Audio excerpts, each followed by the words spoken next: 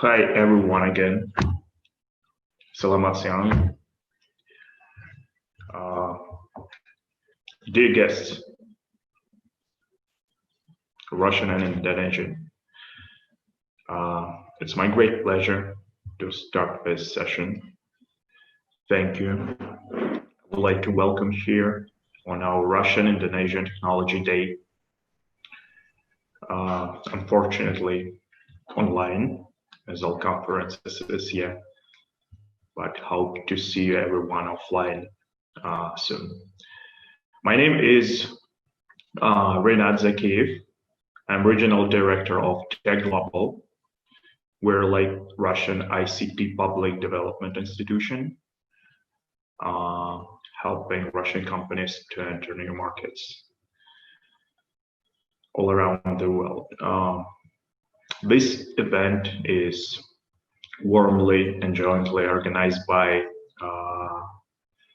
our colleagues from Russian Trade Mission in Indonesia and Indonesian Chamber of Commerce and Industry. Thank you. And of course, thanks again for all of you who joined this event today. This conference is dedicated to the promotion of joint activities of our countries in cooperation in the field of information technologies and communication. So we do believe that our countries have developed a significant potential, and we really consider Indonesia as a future of potential huge markets in the world, and we would like to contribute something to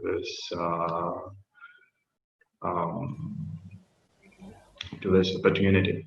So we heartily welcome here ministerial officials. We heartily welcome here local authorities and agencies, so as well as business community for sure. Today we speak mostly about what we think is actual, crucial, important. Unfortunately, not all topics will be covered today, but we decided to stop. It's just the beginning, so we will continue maybe very soon, as I mentioned before, as a flying format. So we'll do Russian-Indonesia Technology Day number 2. So today we will cover mostly 3 topics. This is agri-tech.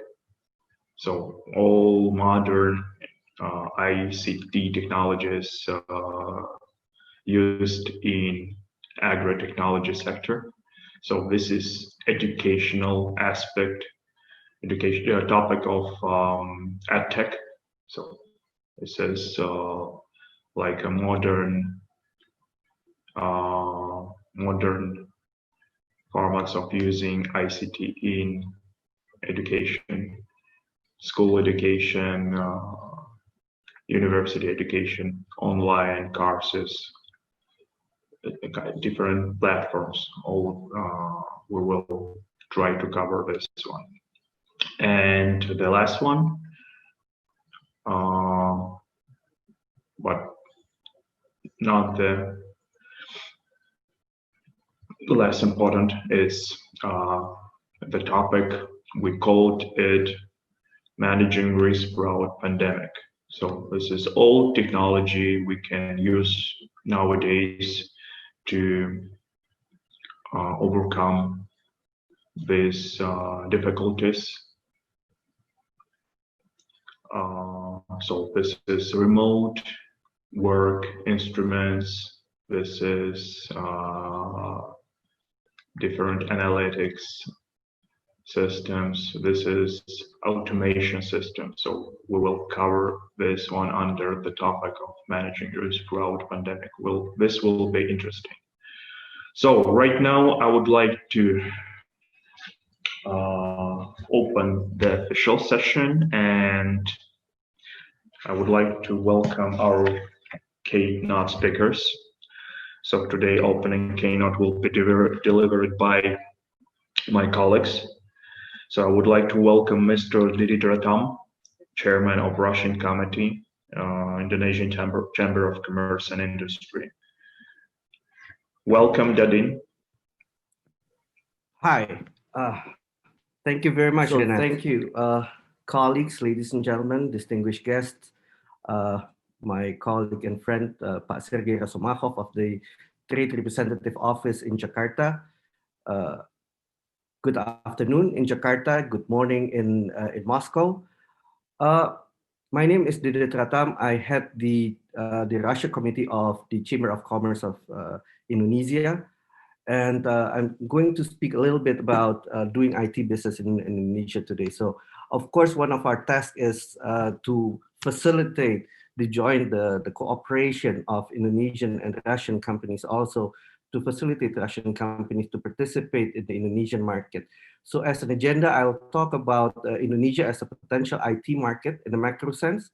I'll talk about the market, and I have a little bit on coming to Indonesia. So Indonesia and Russia are natural partners. We are big countries. Russia has the biggest landmass in the world. Indonesia has the most islands in the world. We have 265 million population. You have 145 million population. Together, we have about 400 million population, with a combined GDP of about $2.7 trillion. With regards to IT scene, we have about 170 million internet users, and that is a growing number. 70% of the adult population has access to mobile phones, and I'll get to that a little bit later. 68% of the population uses the internet. 71% uses digital payments, whether it's for bills, online shopping, and so on and so forth. And this is growing. And as you mentioned before, Renat, there's also we cannot distinguish, or we cannot set apart this IT with the pandemic situation that is now global, that has been global for the last 9 months. And fortunately, I sit on the National Task Force for COVID in Indonesia, and I also sit on the National Task Force for economic rehabilitation as well as economic transformation of Indonesia. So I sit on both task forces, national task forces, which deals with COVID. And these are some of the findings and some of the observations that we can show you. Spending has significant, people are spending much more time at home now compared to before. There is just not that enough confidence at the moment for people to wander around. Yes, there is a lot of activities on the streets, but there's also a significant part of the population that still chooses to be at home. So that's one. Work from home also means collaboration tools are now in use very popularly here in Indonesia, as it is everywhere else. Shopping from home, there's strong online delivery players in Indonesia. More and more small businesses or businesses in general are going into the internet, into the e-commerce scene.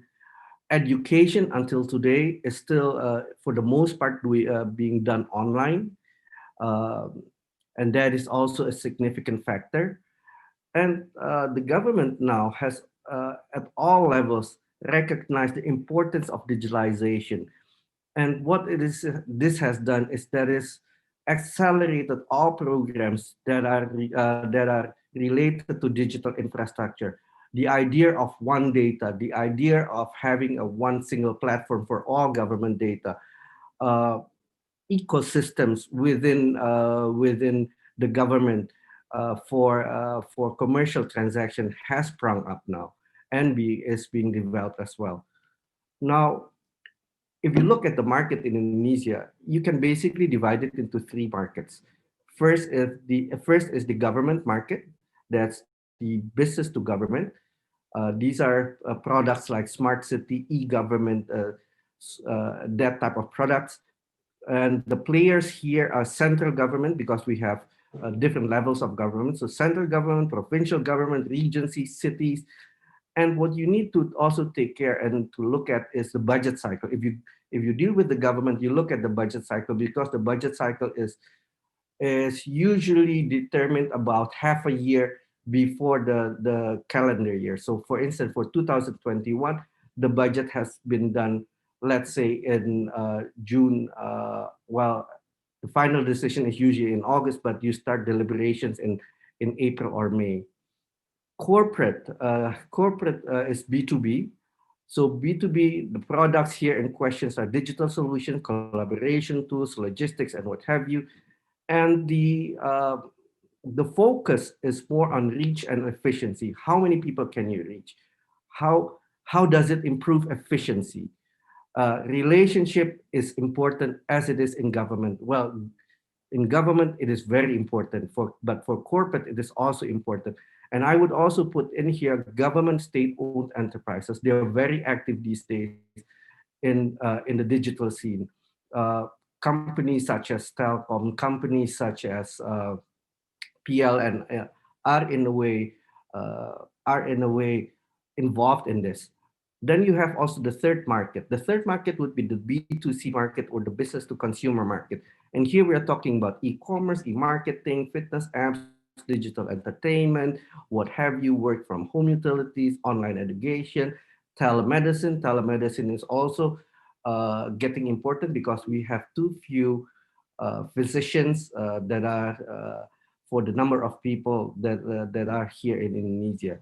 And here, the key factor is benefit driven, convenience, price, and so on. So here I'll give you one example of a Russian company, Diasoft, who is trying to enter the Indonesian market. So they are providing a digital solution going end to end, from front end to API management. And what they're doing is they're talking to the national banks, the state-owned banks, because the state-owned banks are among the largest, number two, three, four. Within the five largest banks in Indonesia, four are state-owned banks. So this is a big market that is also doing digitalization. The number of consumers, or the number of account holders in each of the banks, are tens of millions of people. So this is an important effort. Now, my last point that I'd like to mention here is that Indonesia is a unique market. It has its own characteristic. Yes, a lot of people, 68% users have mobile devices, but there is a whole range of mobile devices that people have. Some are very advanced, but for the most part, it's not very advanced. So the capability of mobile devices is not what you'd like to have. So sometimes the apps that you design for mobile devices has to be applicable for very low mobile devices. Networks are not 100% dependable, uh, but there's significant improvement in mobile in networks in Indonesia. Also, admin and security compliance. Security compliances just means that for the most part, if you're dealing with government entities, they'd like the server to be located in Indonesia. So what I'd like to say, it's difficult to just come in and apply technology. You need to develop a bit. You need to readjust, redevelop a bit. Have a product market fit if you come to Indonesia. And the last point that I'd like to point out is have a local presence. It's difficult, uh, although you can in this day and age communicate from a distance, but you need to have a local presence in Indonesia. Find Indonesian partners that are reliable, because at the end of the day, you need someone to knock at the doors of your customers here. So again, we invite you to come to Indonesia. I've looked at the number of companies that are talking today. I'm very interested. Also, I saw agriculture. Agriculture is important to Indonesia, digitalization.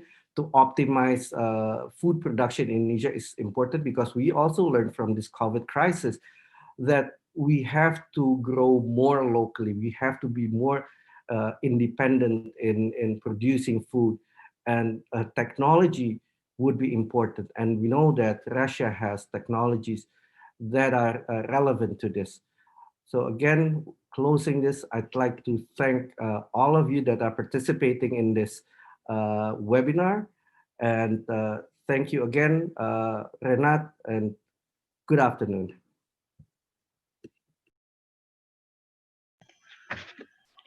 Thank you, Didi. It's a perfect welcome and opening speech. Thank you. So, yes, as you mentioned, different aspects is very important right now. Would like to say that transportation system is really need, for example, ICT and new technologies to help to be more automated, to be more precise, to be more effective back in Indonesia. So, and we will glad to give a chance to participants from Indonesia to get some new knowledge, to be acquainted with a little bit with Russian technology. So that is why we're doing this kind of events. So our next speaker, I would like to welcome Mr. Sergey Rasamahov. And once again, I would like to say big thank you to all trade mission, Russian trade mission in Indonesia. Thank you. Thank you, Sergey Yurovich. And I would like to give a speech. So please welcome trade representative of Russian Federation in the Republic of Indonesia, Mr. Sergey Rasamahov. Sergey, please. Okay, thank you. Distinguished participants, dear ladies and gentlemen, I'm pleased to appear at this online conference and to have this opportunity to address you on the issue on development of Russia-Indonesia cooperation in the sphere of ICT. As Mr. Didit Ratam mentioned, Indonesia has outrun the world in digital adoption amid an investment shift in startups to Asia over the past 5 years. Based on international studies, Indonesia's digital economy was poised to contribute 120 billion US dollars to the economy by 2025. According to the 2020 E-Economy Southeast Asia report by Google, Indonesia's gross merchandise value, GMV, from the digital sphere is projected to grow 11% this year and reach 44 billion US dollars.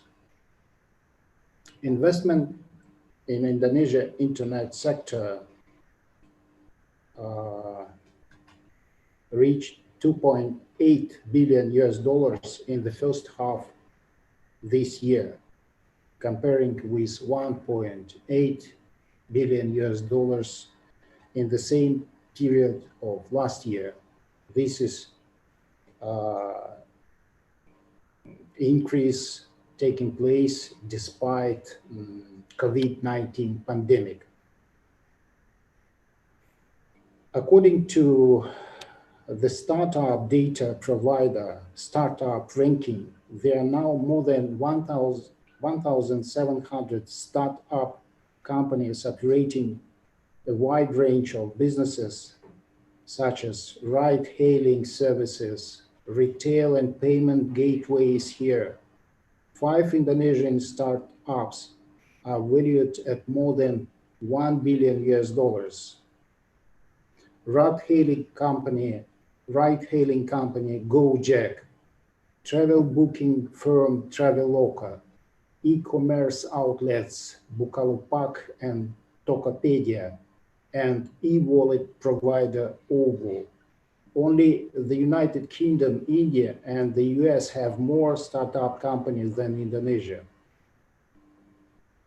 Of course, the health crisis have had a negative impact on Indonesia digital transportation and food services, with GMV expected to shrink by 18% to $5 billion this year, as people were less mobile during COVID-19 pandemic. At the same time, COVID-19 pandemic gives companies an opportunity to digitize and better manage their finances. The coronavirus outbreak has shaken entire economic populations and communities around the world.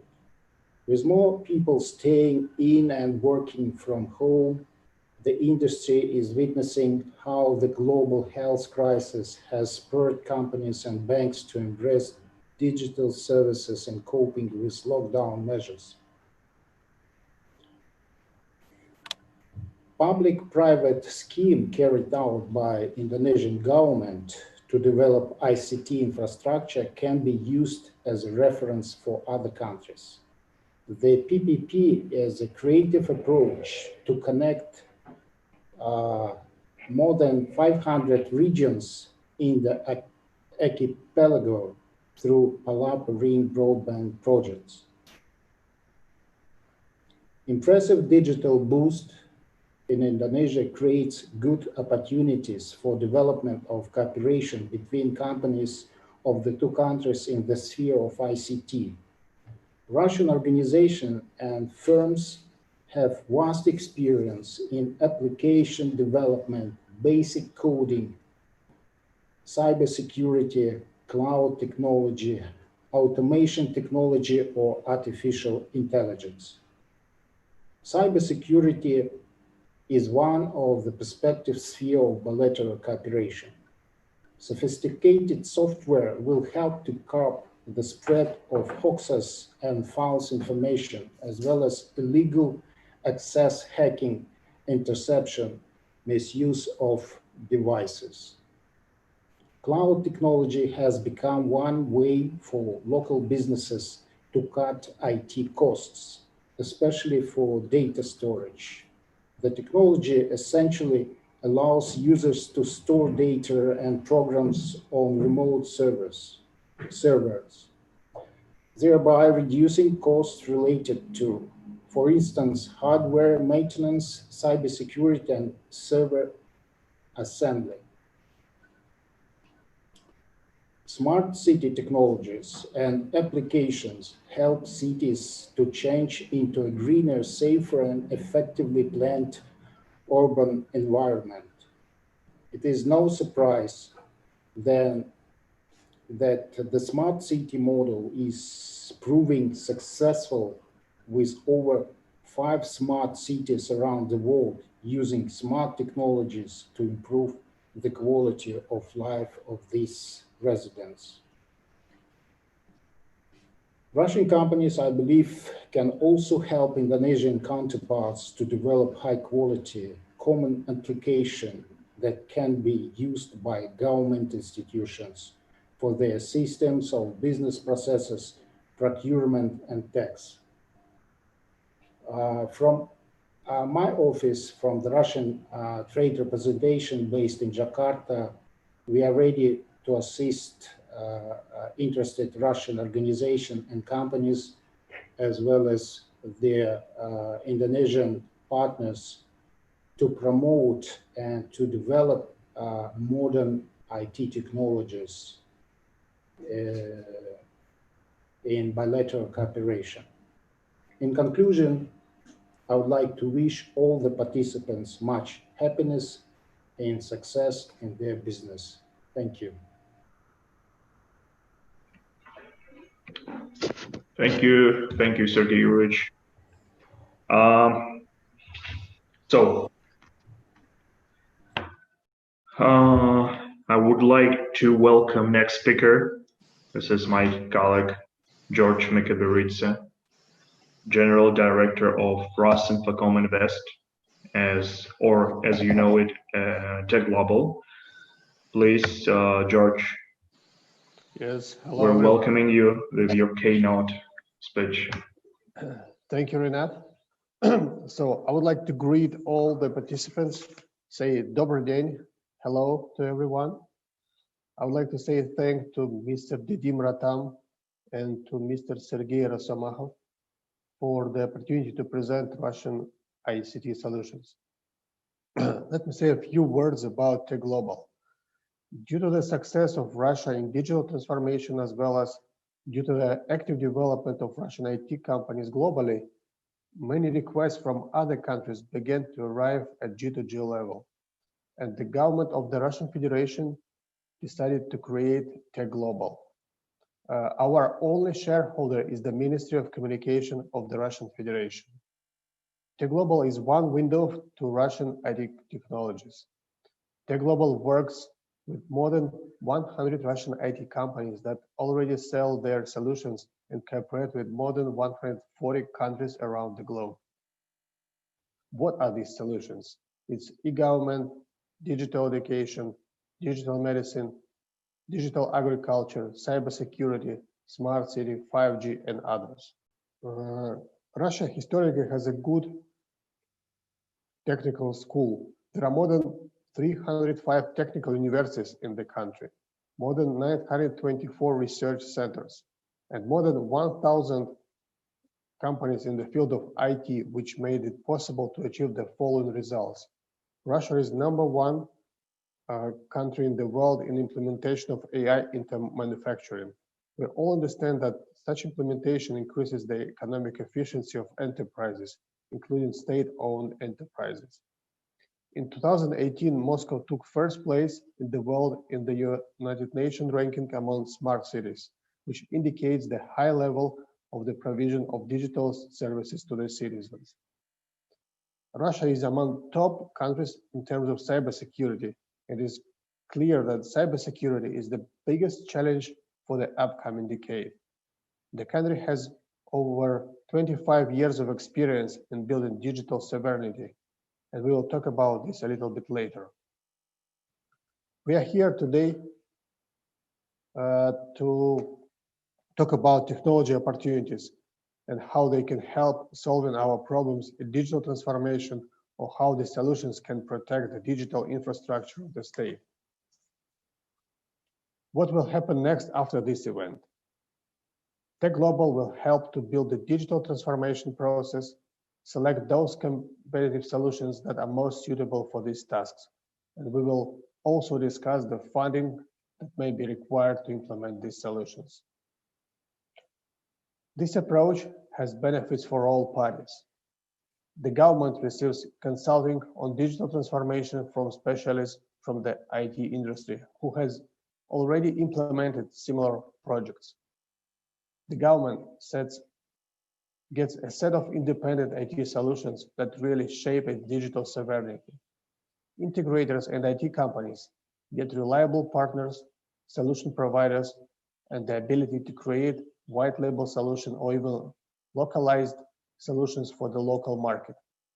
And we all know that localization brings great benefits for the country. It creates new highly qualified jobs, brings investments, and of course, sets up production of local products. So let's talk, let's become friends, and let's implement a joint digital project. I think we all have everything for it. And now I would like to give the floor to my colleague, Renat Zakiev. Renat. Thanks, George. Thanks for your welcome speech. Yes, it's really important to communicate, to exchange knowledge, to exchange technology for sure. So to be more effective nowadays, to feel yourself more ready for the tomorrow. So please, as George mentioned, please feel free to communicate, to exchange contacts and ask questions. So we do have here chat. I would like to remind you. So please feel free to use it. So, and have a great time and enjoy the sessions. So now I would like to, I think I would like to start our presentation session part and several instructions for our representatives. So I would like to highlight that we do have from 7 to 10 minutes for each representative. So for each presentation, please try to fit your presentation to this schedule. And today, as I already mentioned, we do have 3. So we split it today event for 3 sessions. So we will start the agri-tech. So we do have 5 companies here. So at least approximately in an hour, we will go further to the next session. It will be the managing risk throughout pandemic. So the same 5 companies, and we will close today's event with our last session. It's EdTech. So it will be approximately in 2 hours. So right now, I would like to thank you, our colleagues from Trade Mission. I would like to thank you, my colleagues, and say thank you to the global team for making this happen. So, and thank you, Didit. Thanks to Indonesian Chamber of Commerce and Industry. So let's go further and let's start agri-tech session. So I would like to welcome Konstantin Plekhanov. So this is a Russian company. It's called Taiga IoT, full-stack innovative IoT company developing different hardware, firmware, and custom software, mostly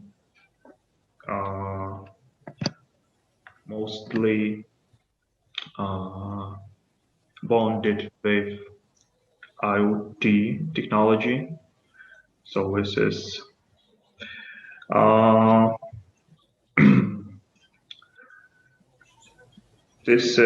will be our first speaker. Konstantin, are you here? Yes, I can hear you. Okay, yeah. Okay, great. Can you see me actually? Yeah, I missed you in the list. That's why I was like surprised a little bit. Yeah. Okay, great. Thanks. Please welcome Taiga IoT. So this is Novosibirsk-based company, right? Right. Yes. Well, it's a Siberian company, guys. I'll introduce you shortly, so I believe you like it. Okay, let me start. Yeah. Thank you very much for presenting me and our company. And so, as you mentioned, my name is Konstantin Plekhanov, and I would like to introduce here our young and quite fast developing company, which is called Taiga Internet of Things, or shortly Taiga IoT. And actually, I would like to show you our recent project, which is quite interesting and impressive. It's called Cattle Motion Activity Tracker. Let me please show you my presentation. Please tell me if you can see the slides of my presentation. Can you? Excuse me? Not yet. Not yet. Well, then I should share. Okay, I'm going to share. Yes, like that. Okay. Oh, not really. Just a second. So, and now, can you see it right now? Yes. Yes, Okay. perfectly. Okay, perfect. Okay, so our project is called Cattle Motion Activity Tracker. Where the question is, what for do we need this tracker actually? So let me think about if we have, let me say, if you have a farm and we have a lot of animals there, like we have a lot of cattle there, and we would like to know the information about the geolocation of this of the animals, and we would like to know the activity of these animals, what is happening to these animals, and whatsoever. So this is quite important if you for example are part of agro-industrial complexes, or you basically have your own farm. And what you would like to know, you have two directions here. Either you would like to know, either you have a direction where you produce a meal, right? So you have a big amount of cows, for example. Or the other direction is if you would like to, let me say, think about reproducibility of your animals. So in both cases, you can watch the activity. In the first case, you basically watch the activity of your cow. If nothing's happened to it, and the leg is not broken, and the cow is not fallen. And in the second case, for example, you basically can increase the number of cows. So therefore, such a device was designed and implemented and already tested in Spain. So, and it's quite a flexible device, I would say, and quite easy to use. Some technical information about this device. So we use a simple batteries for that, what can allows us to use the device up to 3 years. So the next important thing is that we use open LoRaWAN network connectivity. So it's actually quite cheap, quite sensitive, and in principle you can cover up to 10 kilometers collecting data over this network. So the next thing is inside of this device, of course, you have GNSS. Basically, it's quite also sensitive, so it's down to minus 165 dBm. Your device can operate from minus 42 plus 85 degrees of Celsius, and it has quite tight enclosure, which is IP65 class. So it's not so huge. At the end of my talk, I will show you a real device with color like this. I will show you this later on.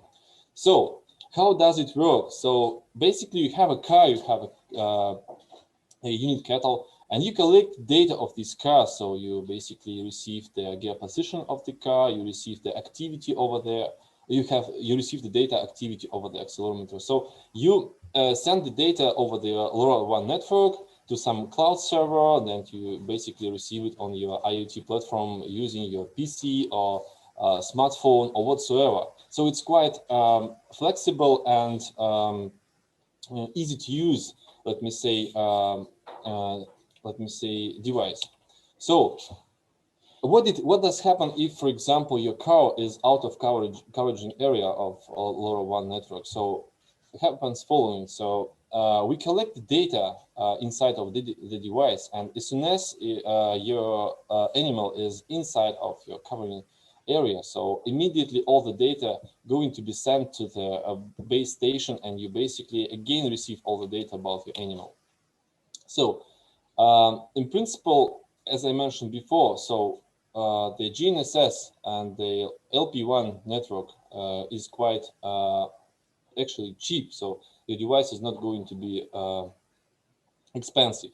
On the right hand side of the slide, you can see a real, let me say, application of our device, which is fixed to a collar. You can see a car on the right hand side picture.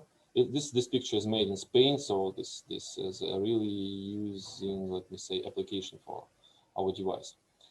Okay, the next thing is about the platform. So a couple of words. So you collect data, or you collect data on some platform. You can analyze this data. You can write. You can receive any reports out of it. It's not necessary to use some external platform.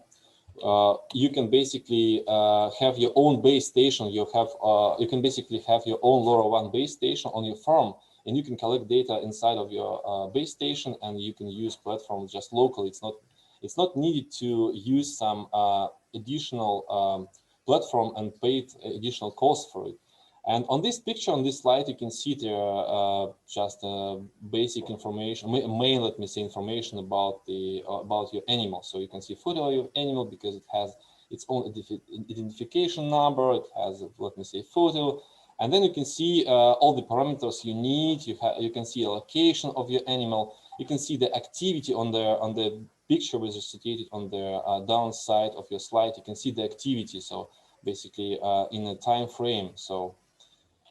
And you can analyze what your animal would like to do, what's happening with it. Either it would like to be, it's going to be, it's ready for reproducing, or maybe a leg is broken, or maybe your animal is already died.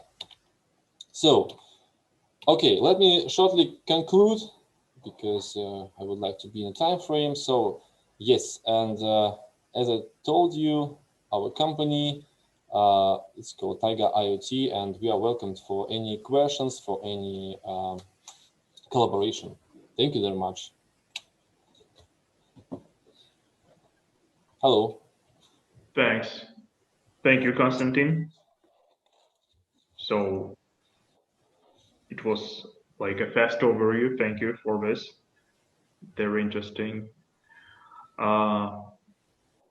So please welcome our next speaker, a representative of company called Cognitive Pilot.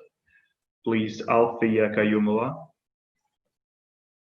So Cognitive Pilot is a Russian company specializing mostly on the development of AI-based software for the transportation. It's a public transportation, like a ground transportation, agricultural machinery.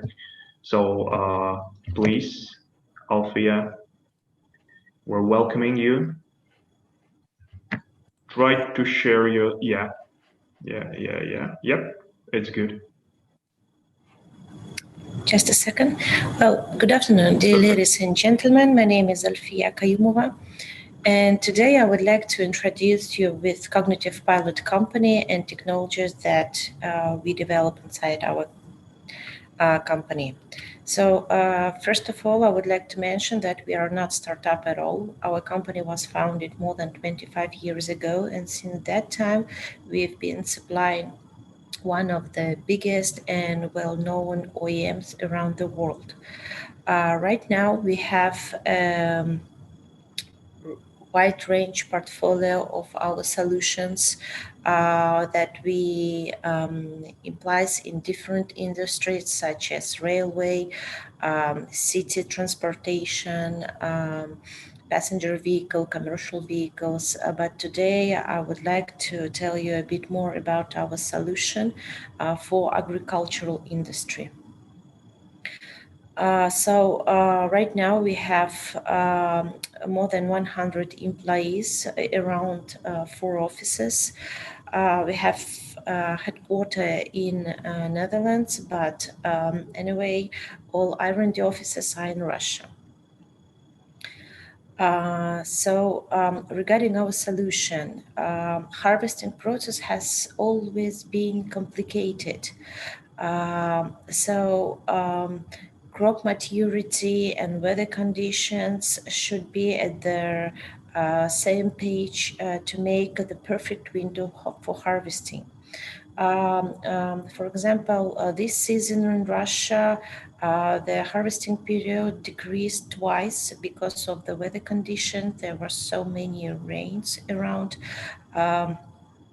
some regions, so the farmers faced with the problem that they had to harvest the same square hectares with the shortest period of time. So at these conditions, they have 2 options. The first option, they can buy more harvesters to cover the same square meters at their farms, or we suggest to get the most from the existing fleet and to increase productivity of existing vehicles such as harvesters, combines, tractor sprays by using cognitive agropilot assistant. Operator productivity is also one of the key factor on the road to success or to failure.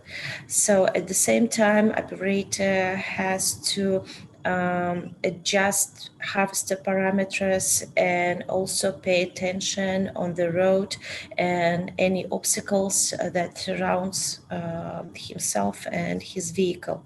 So we believe that we can solve this problem by dividing these two tasks between operator and between smart assistant, cognitive agropilot. So in these conditions, operator can focus on managing and controlling machinery parameters such as rotor speed, cleaning the grain, header angle, and so on, and do not pay attention on the driving itself. And cognitive agropilot will fully be responsible for driving with a high accuracy, with the needed speed, and avoid any collisions during this process. So let me demonstrate some videos that shows how it works. Sorry, some titles are in Russian, but I would like to skip. So right now you can see how the system sees surrounding environment. So it detects crop age, windrows, rows. It detects any kinds of obstacles, and in case if some obstacles are in front of us or have any risk to make any collision, so the system will give alert or will stop in front of such obstacle. So right now you can see that the system steers the vehicle by rows. Here is an example by windrows.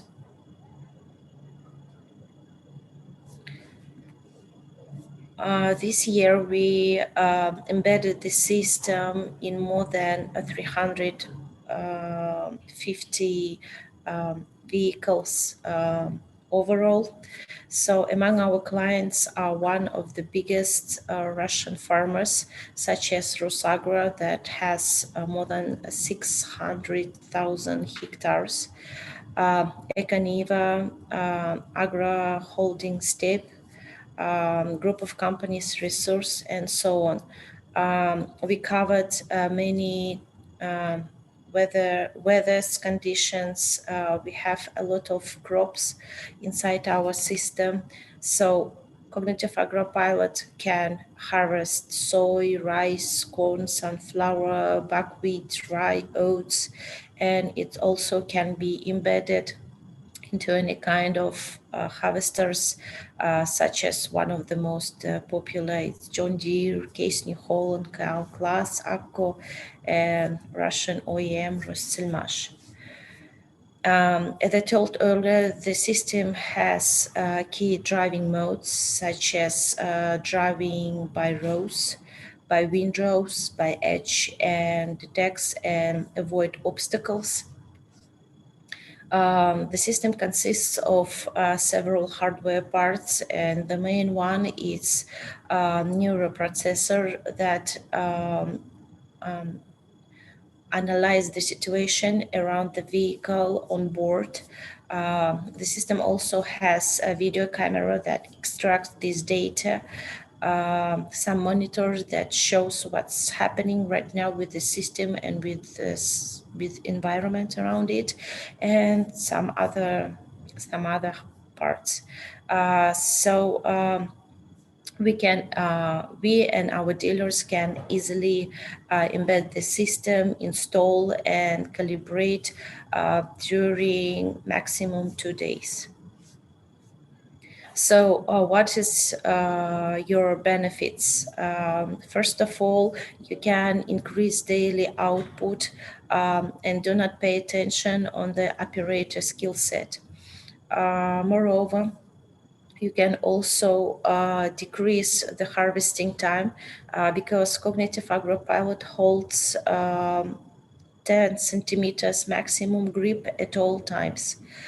Because of that, you can also decrease your cost on fuel, and of course, you will not have any problems with some breakdowns because the system fully avoid collisions.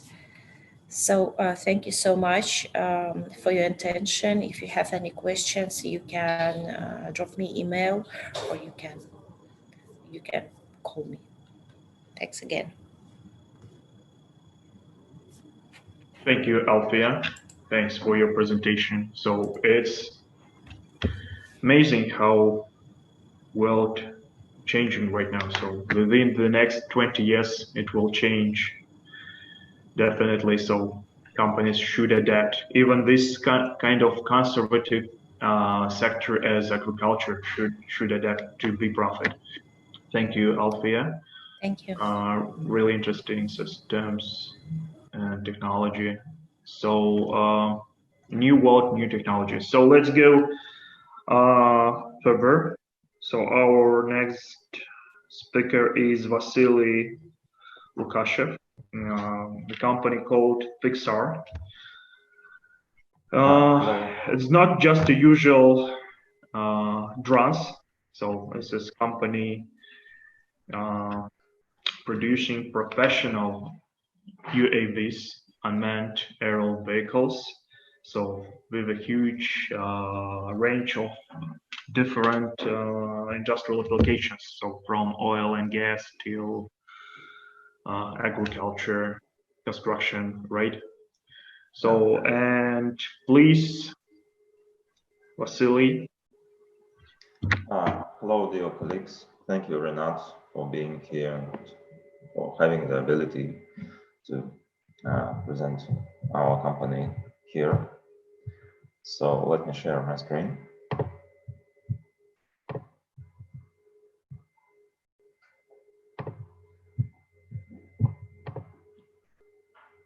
Do you see my screen? Is everything all right? Yeah? Yes, we can see your screen, but we would like to ask you to, full mode. Oh, thanks. Thank you very much. FIXAR is a manufacturing company.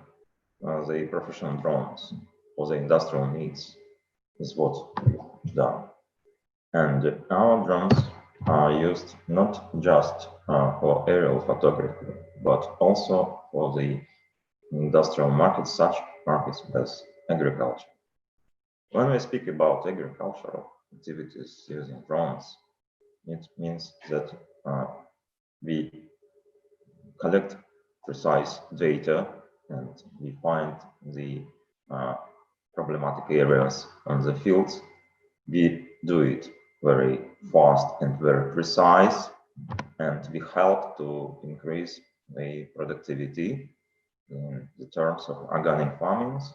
That means that we not just monitor crop growth, but also have the technology for the protection of crop from pests.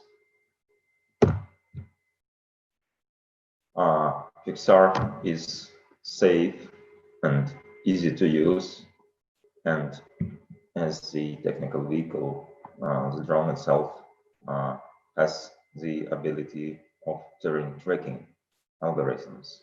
So in terms of use the drones in the agricultural needs, it is very important part, because for the precise data collecting and for protecting crops with the granular types of treatments, it is needed to apply at the low altitudes.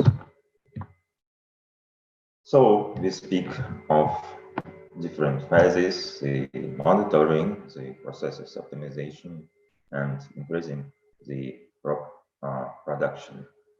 All these technologies combined help the agricultural company to earn more money. The payloads which are being used in FIXAR are the modules which can be changed depending on the phases which we do. So it may be the multispectral photographic cameras, it may be the aerial photography cameras, and the dispenser for biological plant protection. The use case of biological plant protection is rather interesting because it is not the chemistry being used to protect the crop, but the special entomophage. It is the living pest, trichogramma, which is the active pest which helps to kill bad pests on the fields, in easy words. So we have the dispensers, you see it here. These granular protection products can be put there, and the doses over the field, the minimum doses are 1.5 grams per hectare. So it is being spread over the field in such small doses. That is the task for drones, the easy task for FIXAR, and not so easy task for other kinds of drones. So when we speak about the usage of FIXAR technologies over the world for the agricultural industry, it is rather interesting. It begins in March and ends in November, December. So it is a full year-round usage of drones. We begin from snow cover control, and we end updating elevation maps, and so here you see the performance characteristics of FIXAR. I must admit that it is used also, it may be used in the mountains for the rice, for example, protection, cotton protection. Here there is the photo which has been made on Elbrus mountain. So what we have is a patented aerodynamic design, the autopiloting system, the decision-making algorithms of it, the ground control station, and the payloads integration. It is a airplane of vertical takeoff and landing. Here is another example of bioprotection of agricultural crops. It is the Belgorod region, the year 2019. As you may know, Belgorod is the south part of Russia, and it is the place, it is the region where there is a lot of corn fields. The case of aerial photography on Elbrus, we covered over 8 square kilometers, and we reconstructed the 3D model of this part of Elbrus mountain. The flight has done, well, let's say, altitude of 4,500 meters. Another case is terrain tracking during search and rescue team trainings. It's the finding of lost people case and finding of fires, the forest fires. So we fulfilled the directions together with search and rescue team in Russia. It was 2020 at Nizhny Novgorod. The aerial photography at Murmansk region, it is the north region of Russia. geomagnetic anomalies. It has been done. The delivery case, the delivery of temperature-sensitive biomaterials, maybe block products, and also the documents delivery.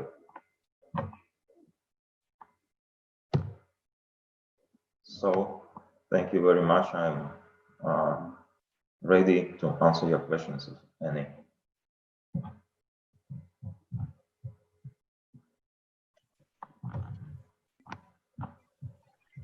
Thank you, Vasily.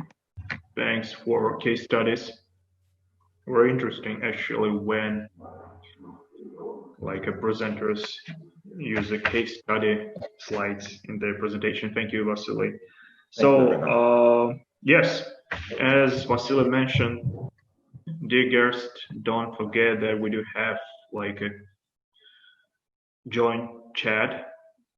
So you can like leave your questions and our presenters can answer them after presentation. So don't forget about this opportunity. Let's go further. I would like to welcome Alex Tepachensky, company called Smart Solution. So this is a software engineering company with a different range of solution. One of them is a solution for precise farming, and agriculture. So please, Alex, we're happy to welcome you here. So yes, greetings to everybody. My name is Alexey Tebashinsky. So I would like to present you our in developing a smart farming. This is so-called digital platform for precise farming applications. We are developing this platform in Smart Solutions, LLC, and Samara State Technical University. The platform is aimed to solve resource management problem in big farms and farm regions based on multi-agent technologies and knowledge bases for crop production. Second, you can see the screen, yes? yeah. Great. So each one of us knows the risks which humanity faces because of ongoing climate change. This is lack of water, erosion of soil, immigration of insects, and others. There are no experience and traditional knowledge to manage this new, uncertain, and turbulent reality of crop production. So the efficiency of food production should also increase because of exponential population growth. This is why we need more accurate, precise, and knowledgeable farming, of course. In our vision, digital platform, which is capable of solving the problem, should include the following minimum of models, and the list of and functionality of these models, of course, could be enlarged.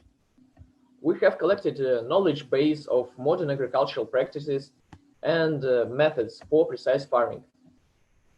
We have developed first prototype of digital twin of plant, which simulates the growth process of real plant and allows to support decisions by agronomists. The platform also includes resource management services like adaptive planning and crop protection service. Crop protection, excuse me. There are also a number of hardware devices to collect relevant and real-time data in the platform. Digital twin of plant is the main smart module of the platform because it provides decisions for a number of business processes and services. Using multi-agent technologies and collected from specialists' experience, collected in knowledge base, we have developed a service to simulate plant logic while it's growing. Knowledge base contains the specification of all the growth stages, its descriptions, and transition rules. A software agent is created for each state and stage of plant, and the service of digital twin provides environment to follow the the state graph of unique growth process. Service aggregates data from the sensors and users, describes plant real-time condition, and gives recommendations to improve it. In the platform, digital twin corresponds to each field, part of the field, or even to each plant. It depends on the accuracy of collected data. The service of digital twin allows to track all the events and simulate future events. From the knowledge base and statistics, digital twin shows the nominal or ideal growth when no negative impacts are observed. While collecting the real weather, soil, and some agricultural data, it shows the difference and adaptively recalculates the condition of digital plant and predicts the yield. If any event is observed or simulated by agronomists, for example, fertilizing or pest invasion, as it's shown on the bottom of the slide, digital twin allows to observe the consequences of this event. Digital platform of smart services consists from agents of different services. This could be widened to the digital ecosystem as the next step of platforms by using service bus, which is opened for third-party developers as well. The developers can sell their services within our environment and get the money from the farmers in case the service will satisfy the needs. As I have said, we have collected and formalized knowledge of plant growth to establish reliable simulation process. On this slide, you can see the interface of our developed instrument to work with knowledge bases, so-called ontology constructor. From the left, you can see semantic web as a basic plant growth, semantic web of basic plant growth knowledge base, regardless the crop or species. It describes the logic of plant and was created in cooperation with research institutions in Russia.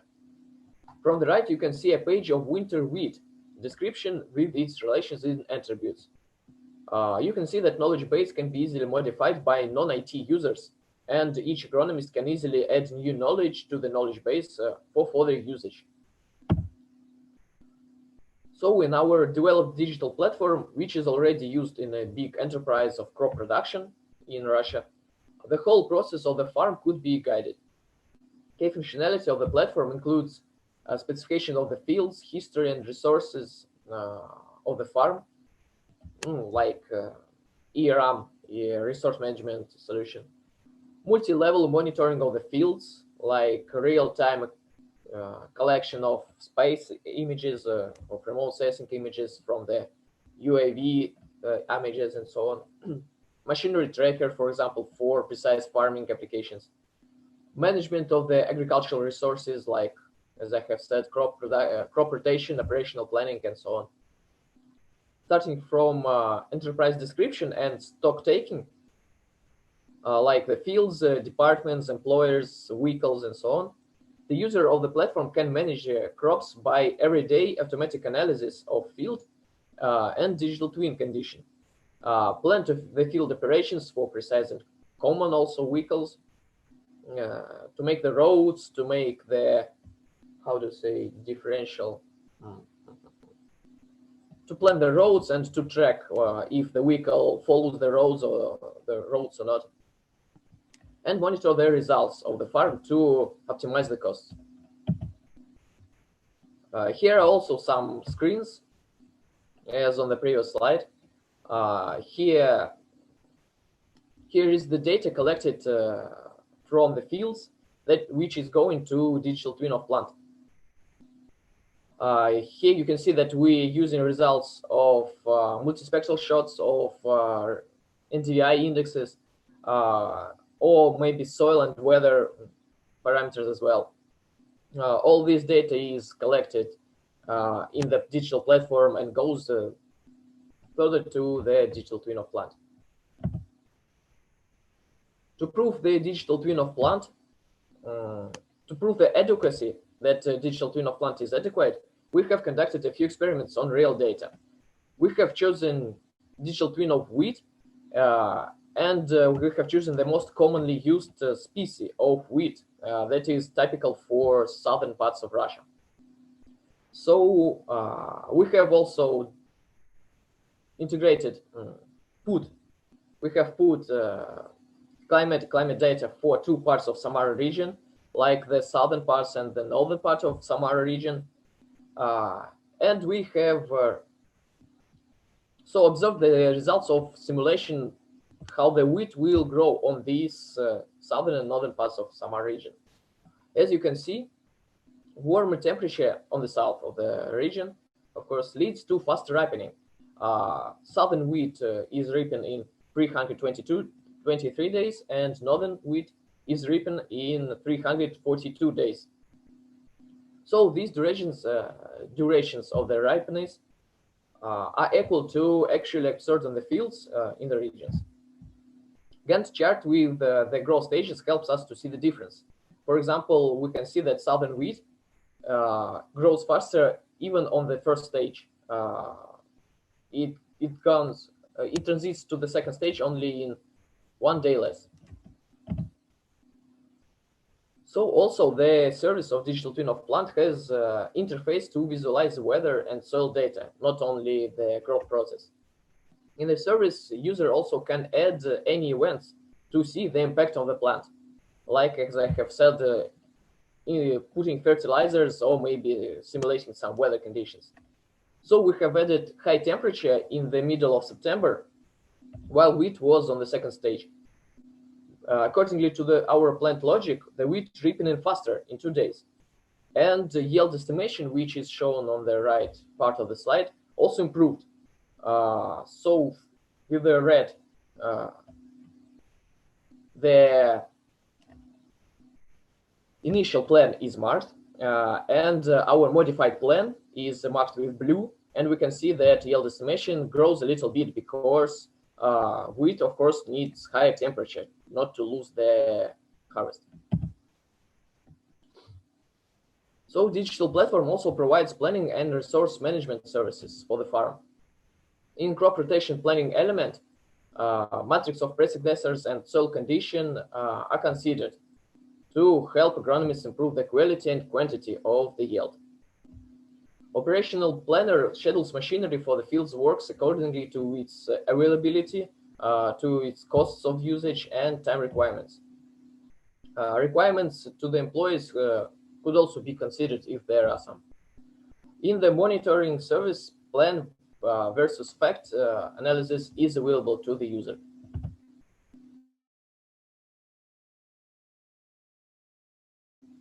Already implemented and showed the results, but the digital platform is still a prototype, and we would like to share, to invite anybody for the cooperation. We are looking for the farms, of course, as our biggest target segment, to implement our solutions, to integrate the platform or maybe some services in particular. We're also looking for developers to develop new services in precise farming application and to integrate there in the digital platform. We already have the database from the real field farm and testing environment. Together with governmental institutions, we can improve the regulations based on the real needs of precise farming applications.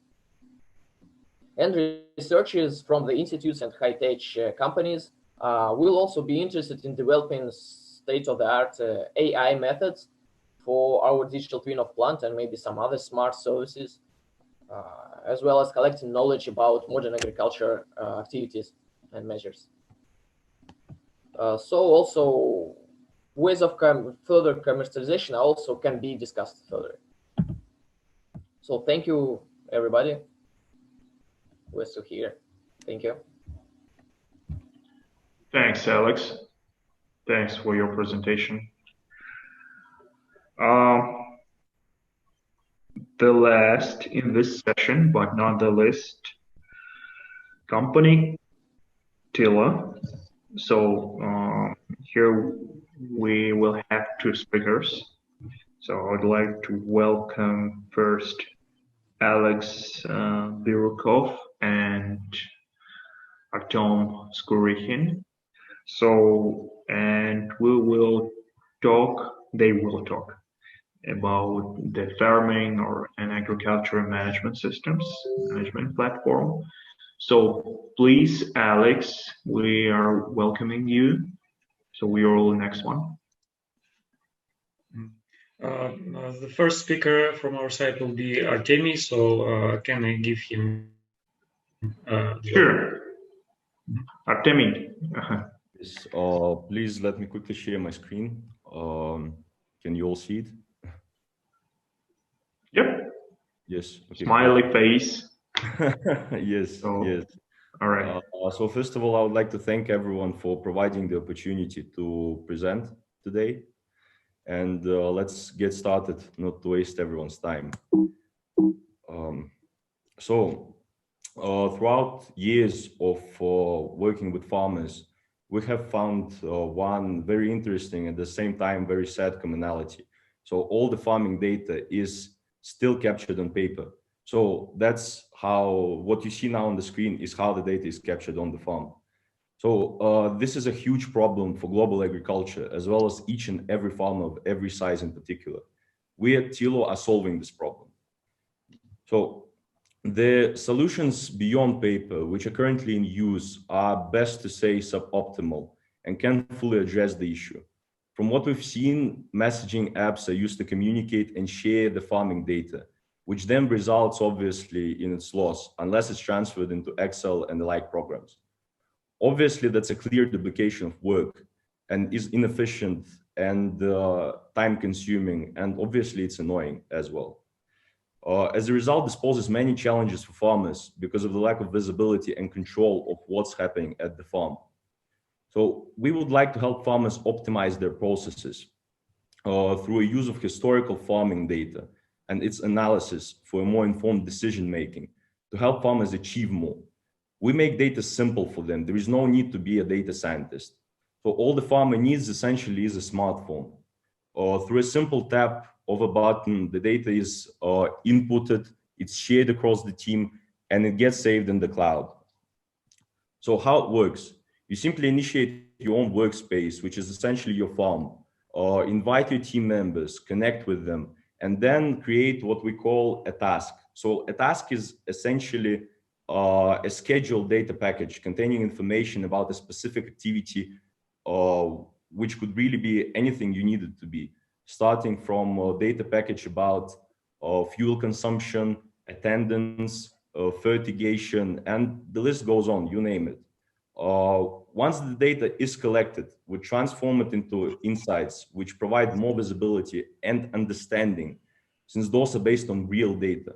So also it's important to note that to make the transition easier for the farmers, we've included the possibility to export data directly from Tilo onto Excel spreadsheets.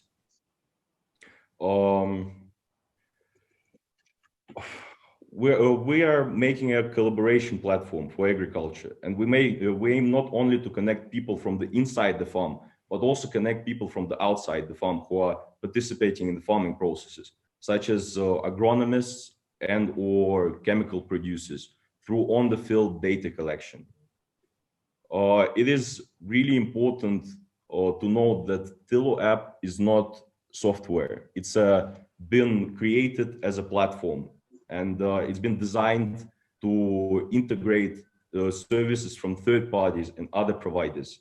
We aim to integrate marketplaces in the marketplace service into Tilo in the near future, as well as lending service and the drone technology to widen the spectrum of offerings and increase the functionalities of our Tilo tasks.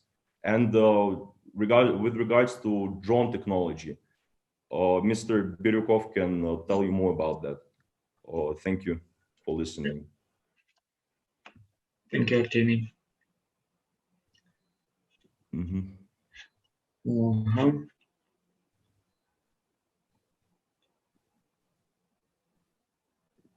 So can you please, okay, let me share my screen now.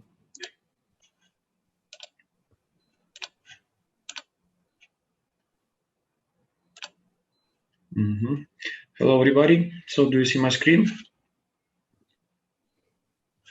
Yes. Okay. Wonderful. Good day, ladies and gentlemen. My name is Alexey Biryukov, and I would like to introduce you our company, Gamma Robotics Engineering, and its latest developments. So Gamma Robotics Engineering is an R&D design bureau that implements the latest technologies in the field of collecting, processing, and interpreting spatial information about the aerial and linear objects, constructions, infrastructure data for various industries from agriculture and energy to ecology and nature protection. So our headliners are two UAV complexes. It's a fixed wing plane and a quadrocopter. The UAV models are developed and adapted in the context of constant monitoring of international experience and constant search for new ideas and techniques in the field of unmanned technologies. So as an example, as part of our interaction with the TILO team, we adapted our drones to obtain the following information, which TILO app users can utilize in their daily activity or when needed, such as an accurate inventory of all lands, including those that are not cultivated or used in violation of land management rules. Aerial photography results can show mismatch of declared and actual field boundaries. Arable land that is not cultivated because of erosion or with suppressed vegetation. Topography data can be obtained to support land development construction. It is possible to create orthophoto plans, height maps, digital terrain model with high resolution and geodesic accuracy, which reaches up to 10 centimeters in a plan, 15 centimeters in height. It also allows to create a map of slopes and to calculate the directions of surface runoff. So you can prevent the formation of wet spots, choose safe and optimal way of soil treatment, and plan your soil protection measures.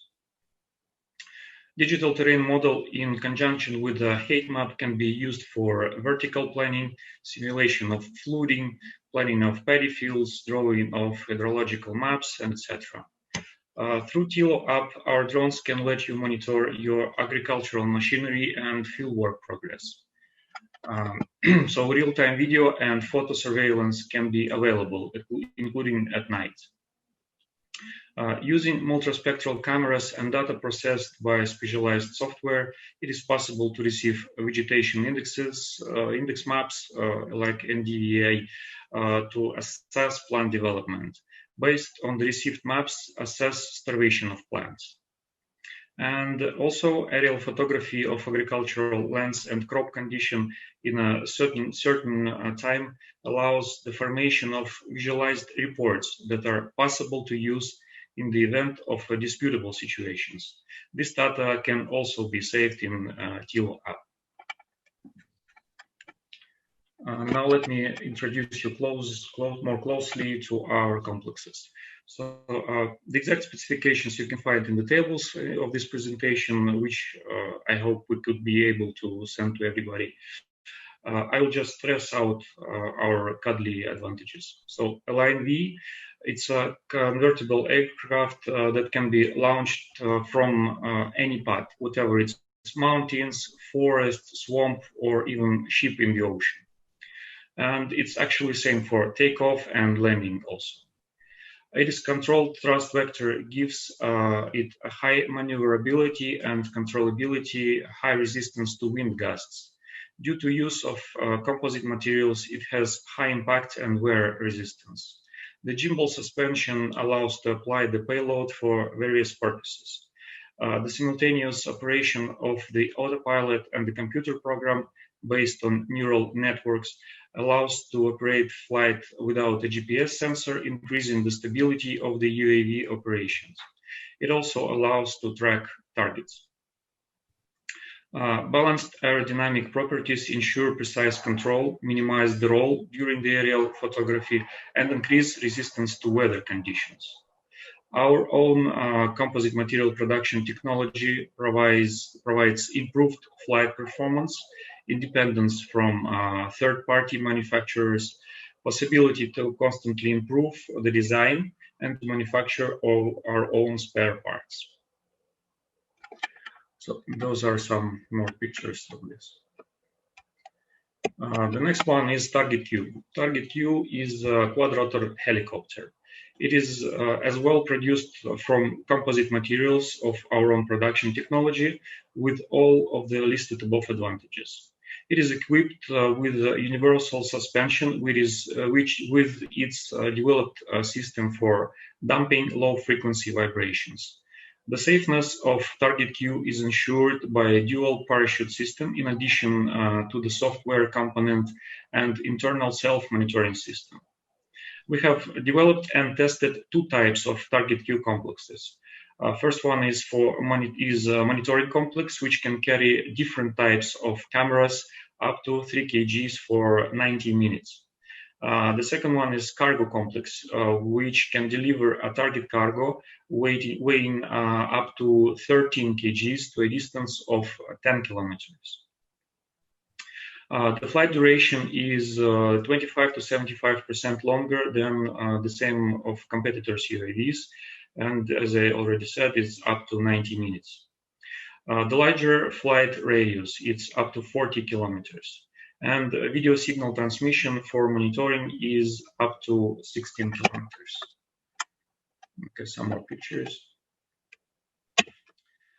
And why you should consider to work with us?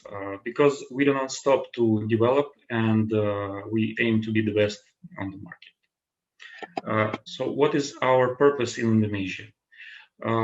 We want to bring this our technology to Indonesia, and we want to propose to set up an assembly site at your country, and we are open for partners in this field. Thank you.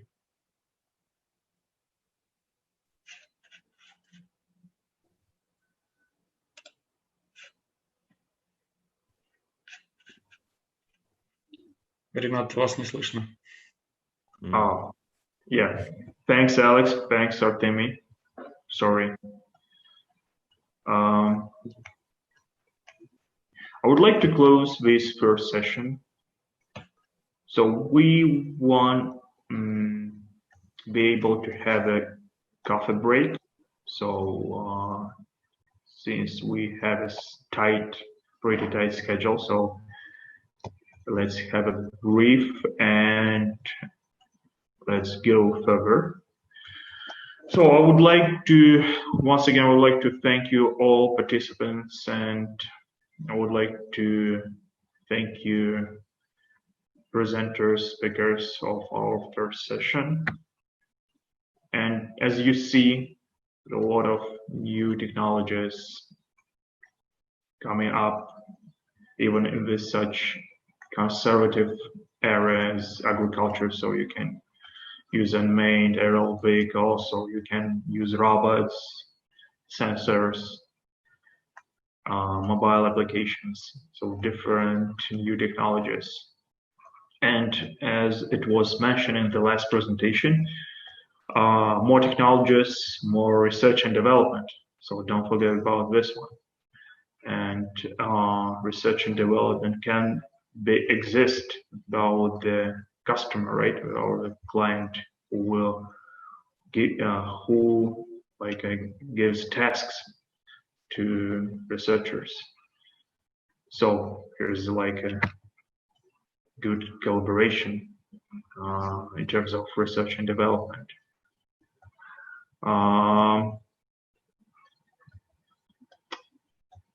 And so let's, without any ado, let's go further. So this next session, as I already mentioned twice, we called it Managing Risk Throughout Pandemic. So this is all kind of technology that will help and helps overcome difficulties during this difficult modern times, and you will see that we have like a lot of opportunities behind the challenges. So let's have a discussion. So I would like to welcome Vladimir Lasenko, company called Advantum. Hello. So, and we will hear about and we will see about the innovation in transportation areas. So please, Vladimir, go ahead and present your company. Thank you. Thank you, Renat. Thank you. Hello from snowy and windy Moscow. And my name is Vladimir Lasenko, and I'm Executive Director of Advantum. We are IT company, and for 20 years we develop turnkey systems and customized solutions for our customers, mainly in logistic area, in warehouse logistics, and mainly transportation logistics. And we have created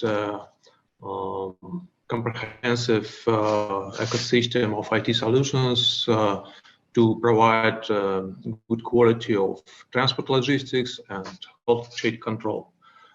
And almost all of them based on our telematic solution that is called Advantum Big Brother, that is allows us to provide our customers with basic functionality of fleet management system or basic monitoring with maps, with fuel level control, with analytics about geosite visiting and so on. And we implemented in almost all our systems that is not only about the freight transport, cargo delivery, and about the passenger transportations in city or intercity taxis and other special systems. And we provide with rich interfaces with maps, with spreadsheets, with some kind of graph and infographics. And one of our primary system primary for huge retail networks is the system we call it delivery control system. For example, two of our customers have more than 15,000 stores each, so it's a huge retailers, and they need to use our system to provide timelines for cargo transport, to control the temperature of perishable goods, and to control integrity and security of cargo. So we, for example, we use rich interfaces with many signs and bars and colors and digits and spreadsheets to provide customers with detailed information on one screen or several screens for convenient use. And dispatcher can understand whether the vehicle comes in time, whether the door was open, whether the temperature regime was violated, and so on. And that's quite a complicated business process, from planning to monitoring to some kind of alerts, and then to analytics. The same problem, but from different side, is that, for example, you have a company, transporting company with hundreds of vehicles, and you get thousands of freight transport requests every day, and you should decide which vehicle will use for this particular trip. And it's not quite simple when the huge amount of vehicles and huge amount of dots on the map you should arrive.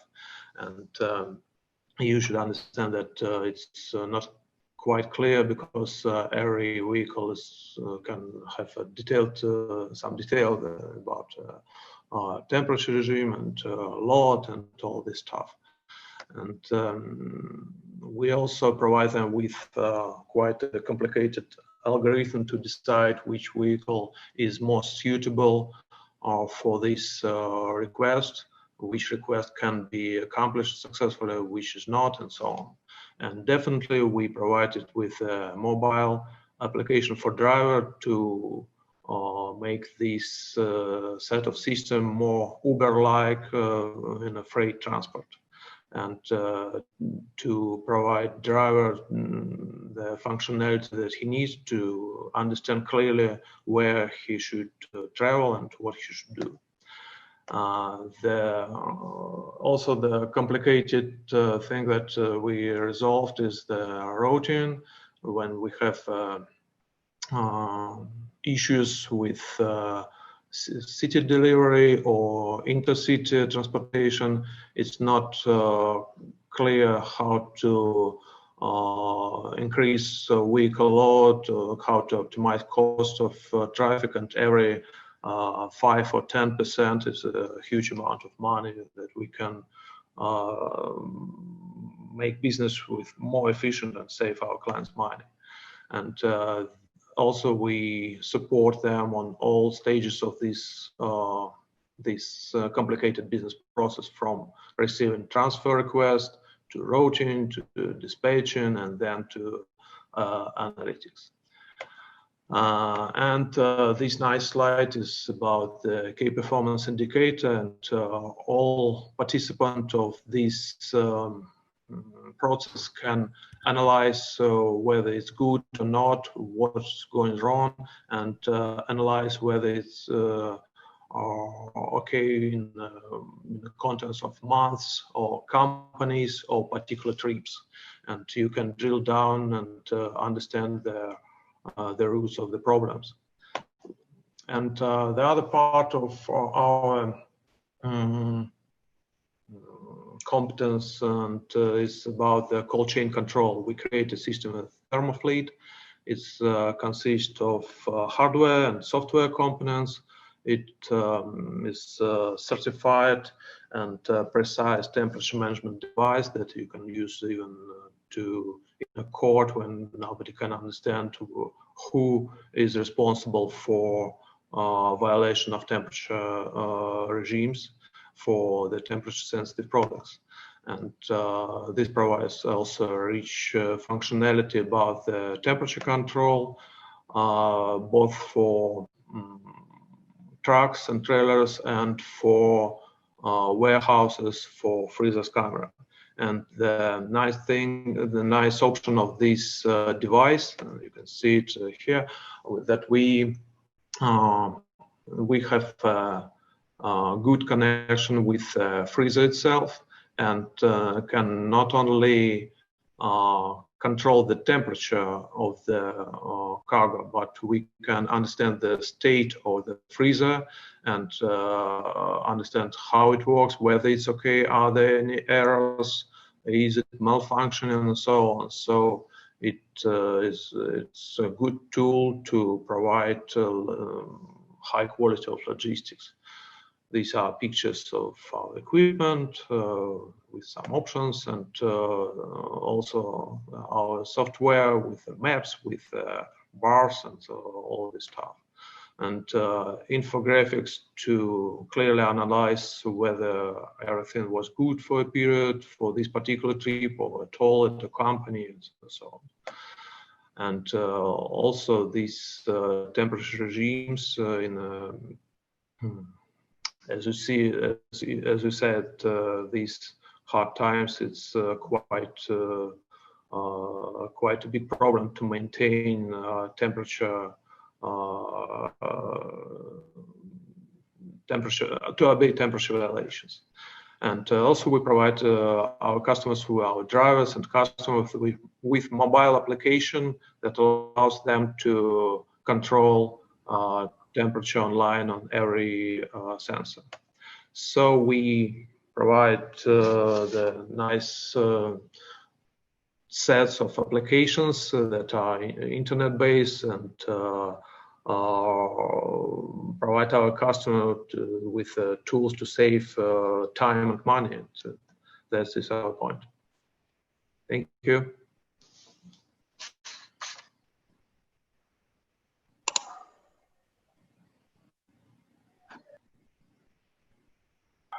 Oh, thank you, Vladimir. Yes. Thanks. And what I would like to mention that we shouldn't forget about the security of all these systems. So, but not today, maybe next time we will cover these topics as well. So that new opportunities, new unprecedented cybersecurity challenges, and let's go and please welcome next speaker, Christian Bagger. So company called Symmetra, transport planning and modeling.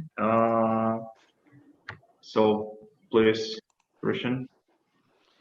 Hello, everybody. Best regards from St. Petersburg in Russia. Can you please open for me the possibility to show my screen, because it's writes you did not. I guess you should have allow. this possibility, Igor. Can you check? It right that. Yeah, I'll done it. Thank you. Okay, it looks like it worked.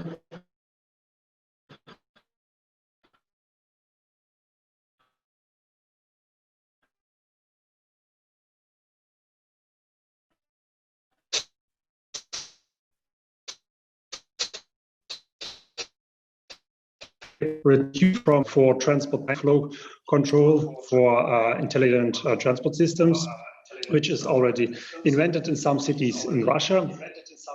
Short about our company, we are a middle-sized IT transport engineering company from Russia with about 50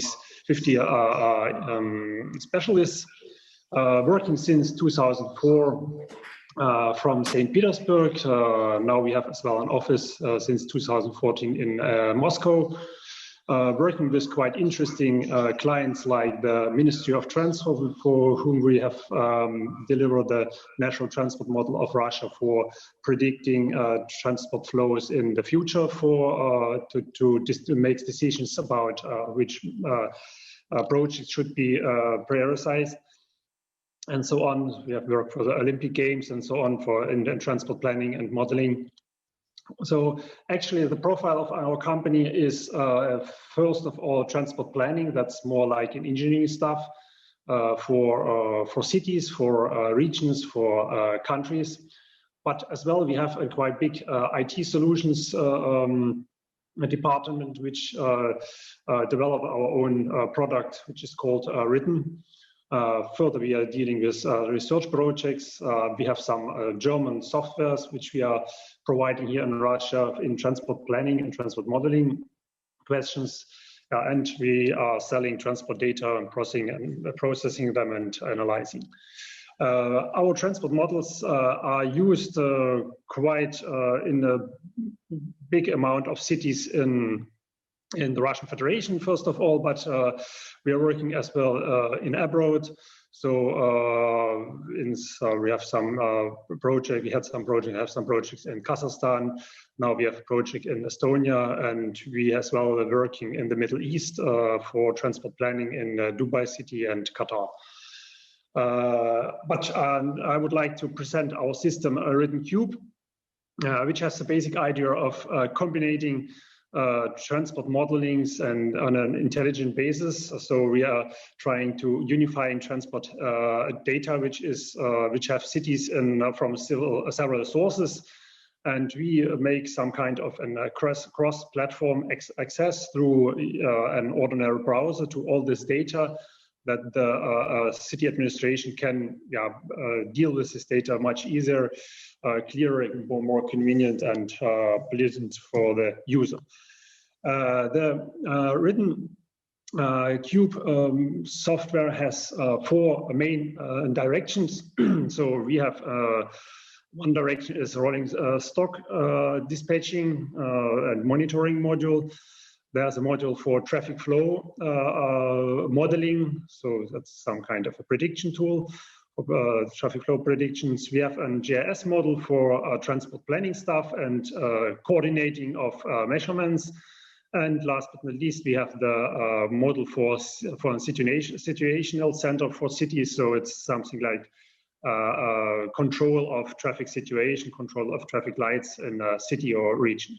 All that together is organized in one platform, so you can actually combine all this functionality in one interface. So what is actually the main idea of this system? So we have always some kind of input data like incidents. You always have in cities, or you will intend to introduce sensors, so to just get an understanding of the traffic situation at the moment and the volumes and intensity, the speeds. Further, quite often you have traffic lights, which are where you have centralized controllers, and actually you're interested to combine your decision of changing traffic light programs according to traffic situation, which you get from the sensors. And quite often you have some kind of telematic data from apps like Google Maps, or maybe the city has some as well, some telematic data from the cars like taxis or public transport units. All this information is collected into one calculation base that's called the written, where we form a transport model where we try to simulate the situation in real time and get the possibility to make a short-term forecast of the transport situation, and to use this forecast for make a decision how to change traffic lights, how to change variable information signs, how to give information to the users by apps or other telematic units. The interface of Written Cube is like a GIS editor. Actually, it is a real-time GIS system, so you can edit your network information, you can add some point information or areas. All the information which you have loaded to the data is possible to visualize and to have to make some calculations in the traffic of the traffic forecast. Beside this GIS part, you have the possibility to make online data analysis. So there's a quite big, huge amount of diagrams and other tables and so on for analysis, some functionality for data processing and reporting to PDF files or so on, to give some, I don't know, explanation what was traffic situation today, every day to the mayor of your city. The system is in Russian registered software.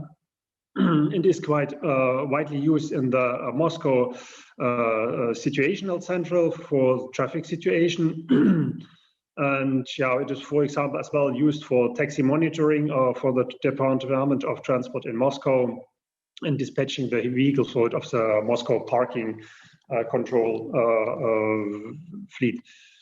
Further, we have some implementations in other cities like Chelyabinsk, where we have implemented a situational center for transport planning and traffic control and traffic light control.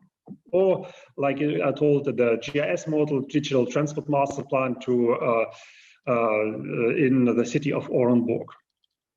So the digital master plan, how it looks like, it's actually like importing an ordinary transport model, which is always done by transport planning, into an online platform. So you don't need the specialized software for transport planning.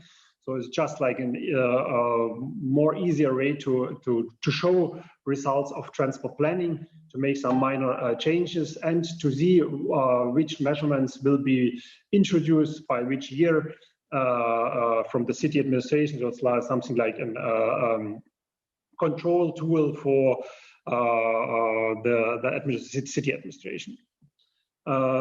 Some more information about the transport modeling module, which is actually integrated with the most popular transport modeling software of the world, German PTV Visum. And there you have some as well possibility to make some transport modeling, not using very specialized, very expensive software for transport modeling. So it's some kind of a light transport modeling tool. It looks like quite similar. It just have some buttons to make some standard calculations of the traffic situation when you will introduce some changes to your transport system, like change the number of lanes or change the speed profile on a link. And yeah, all this static information actually is connected with dynamic information, as I told earlier, by detectors, and you can actually do this transport modeling not only for statistic forecasting for what will happen in a year or so on, but you as well have the possibility to make a traffic forecast for the next 5, 10, 50 minutes to make already some traffic controlling change in traffic lights. So, and that's actually all combined in the so-called control center of the situational center, which is realized in the city of Chelyabinsk, where they can control the traffic situation and make changes from one desk regarding to transport situation of the city. That's it from my side. Thank you very much for listening. I hope it was interesting for you. Thank you, Christian. Yes, visually it looks very nice. So nice user interfaces and dashboards. Let's go, and I would like to welcome our next speaker, Yuri Madlinsky, International Business Director of EVA Technologies company. It's a Russian manufacturer of high-tech software and hardware equipment. So please, Yuri. Yes, good afternoon to our colleagues in Indonesia. Thank you very much, Rinat, for introducing me. It's my pleasure to be here. As you correctly said, I represent EVA Technologies as International Business Director, and I would like to start by introducing our biometric face recognition solution. Let me just share my screen. Sorry about that. 1 second. Can you see my presentation? Yes. Okay, very good. Basically, in this business mission, I would like to talk about a little bit about our company in general and specifically about EVA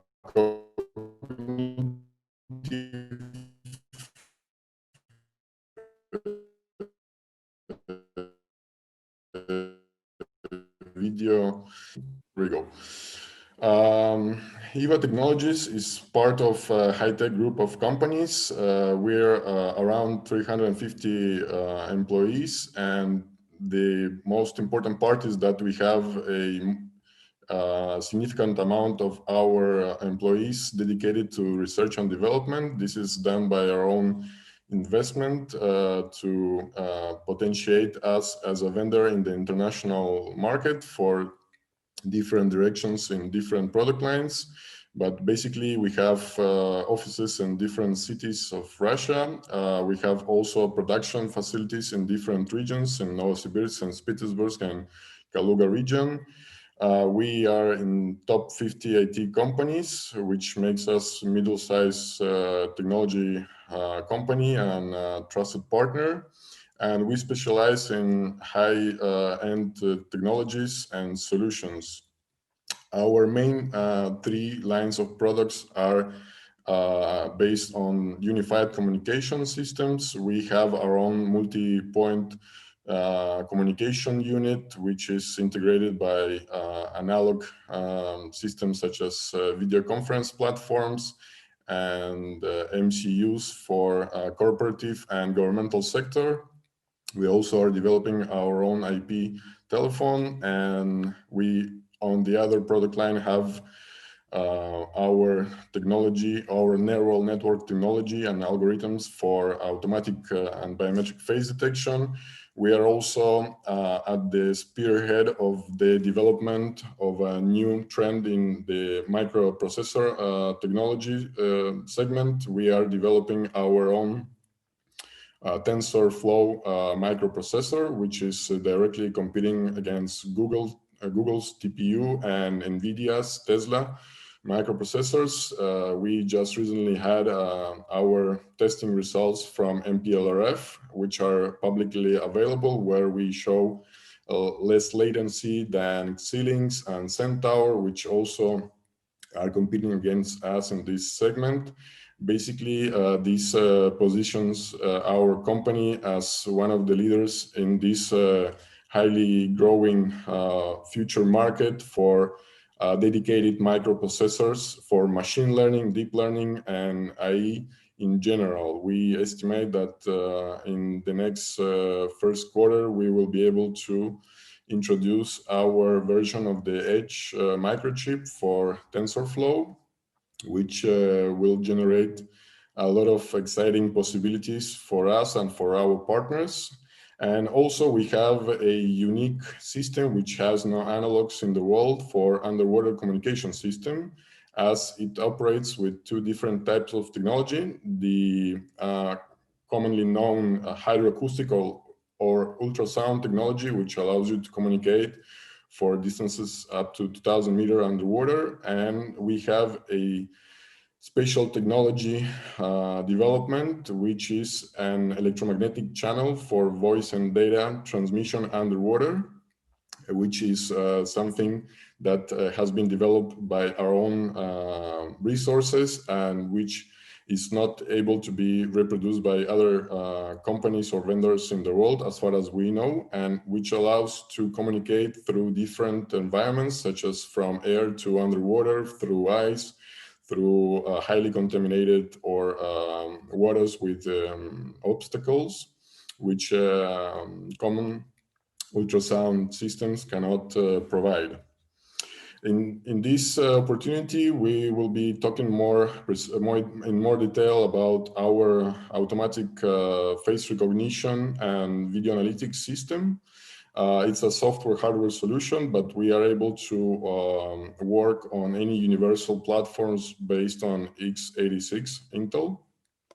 And the general idea is that this solution can help solve different types of tasks, such as in the projects that we have shown here. We work with different leaders of the industries, such as retail, oil industries, telecommunication industries, even with governments. We have very interesting projects going in the city of St. Petersburg with the underground system and transport system.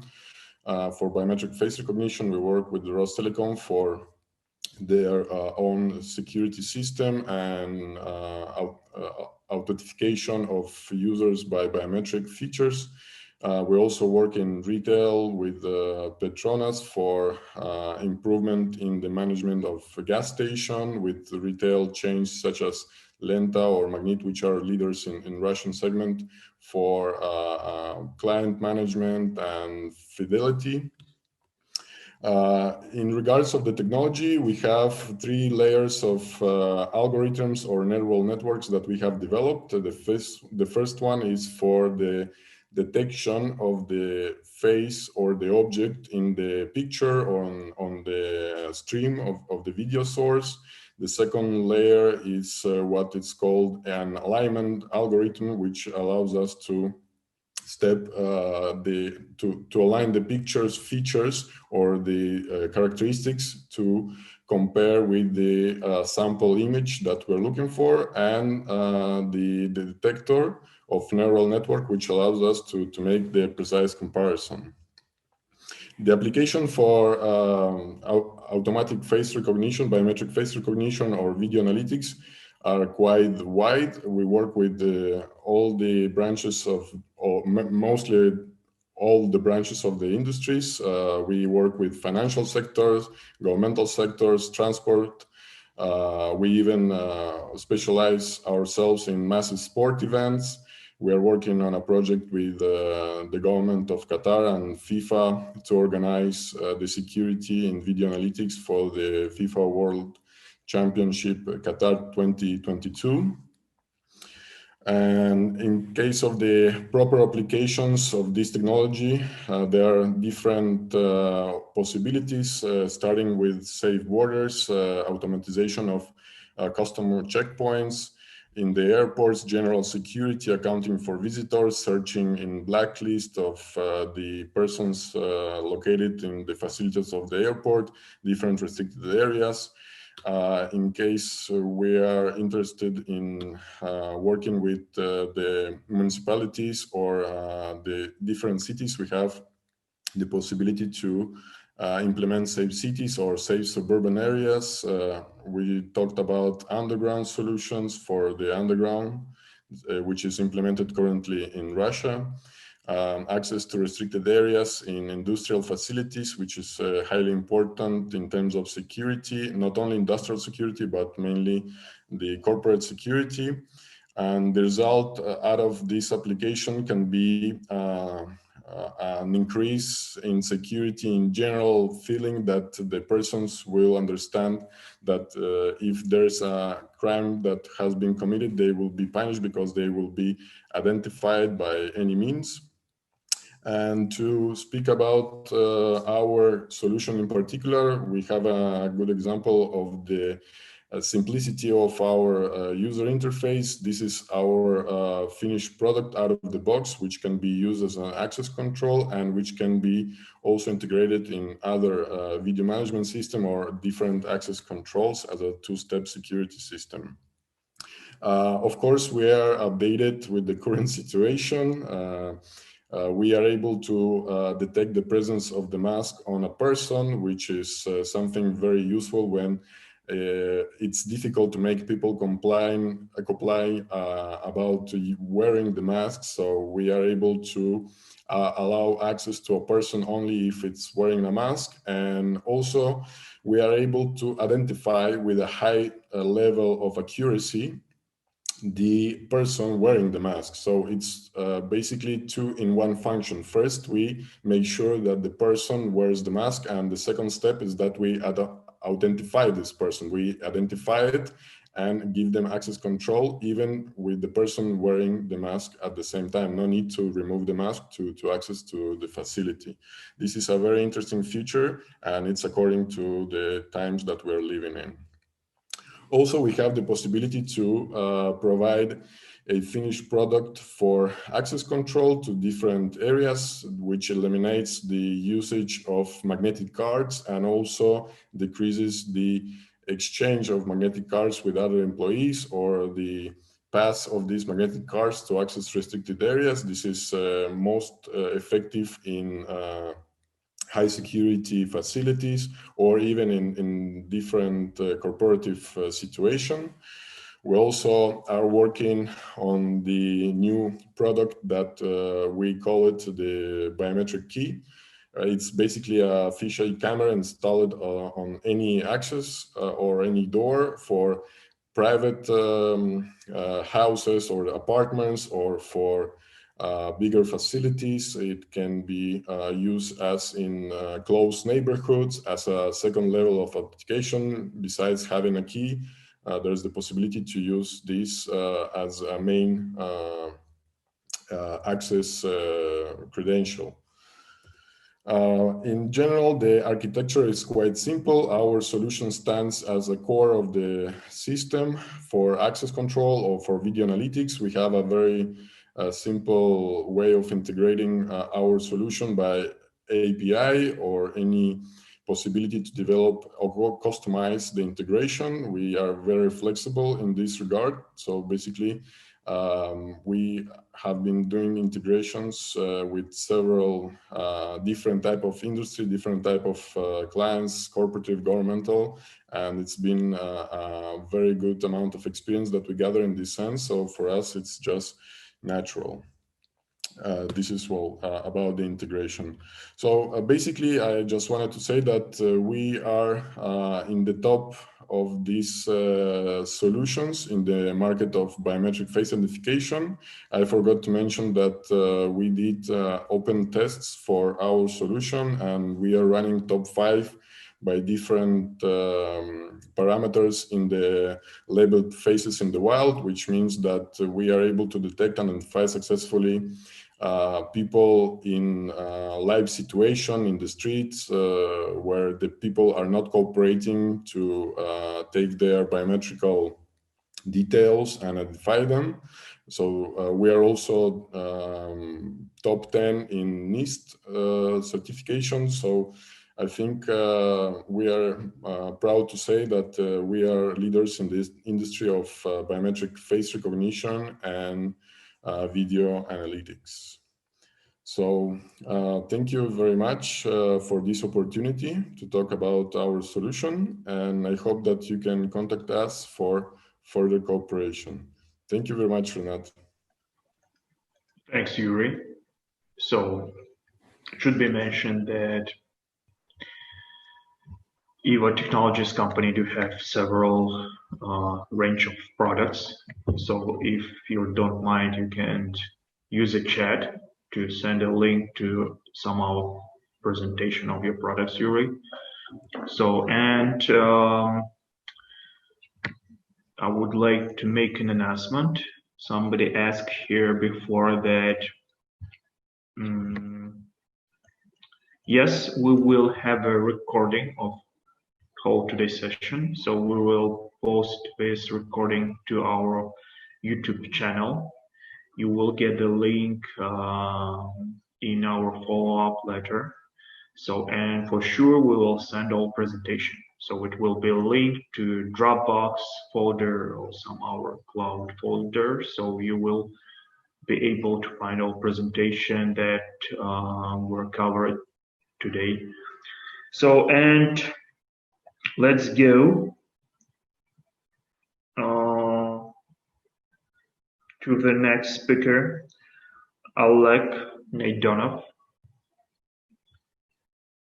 He is a CEO of Dataplex company. So AI-powered video analytics for absolutely different kind of applications, from industrial manufacturing to retail.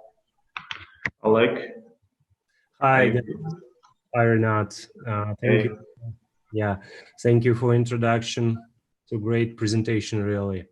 So I will show you the screen. Yeah. So what today? Today I want to talk in my small speech about, so we are working in different industries with computer vision solutions, but today I want to talk more about the technologies, video analytics technologies with best return on investment, because in our post-pandemic world, only works solution that gives some cost reduction or additional margin. So that's what exactly we are offering right now on the Russian market, and also in Southeast Asia. We work with Tech Global, with EVA, on some projects in Malaysia, and I hope we will go soon to Indonesia. So today I just want to focus on three major areas: retail, manufacture, and smart cities. That That's, as I said before, by our experience, computer vision solution gives best value right now. In terms of the cars recognition, so we have huge experience on working with Petronas in Malaysia. So we are helping to improve customer service, to make perfect operational effectiveness. So just by detecting and recognizing cars, license plates, dwell time in different areas. So everything that helps companies to make better customer service and earn more. What else, where this solution can be used also? So this is not only retail, not only filling stations, but also controlling different zones, parking control, zones with limited access, private residential areas, toll roads. So we have ready solutions for Malaysia and Indonesia. We have pre-trained model detecting the license plates in Malaysia and Indonesia.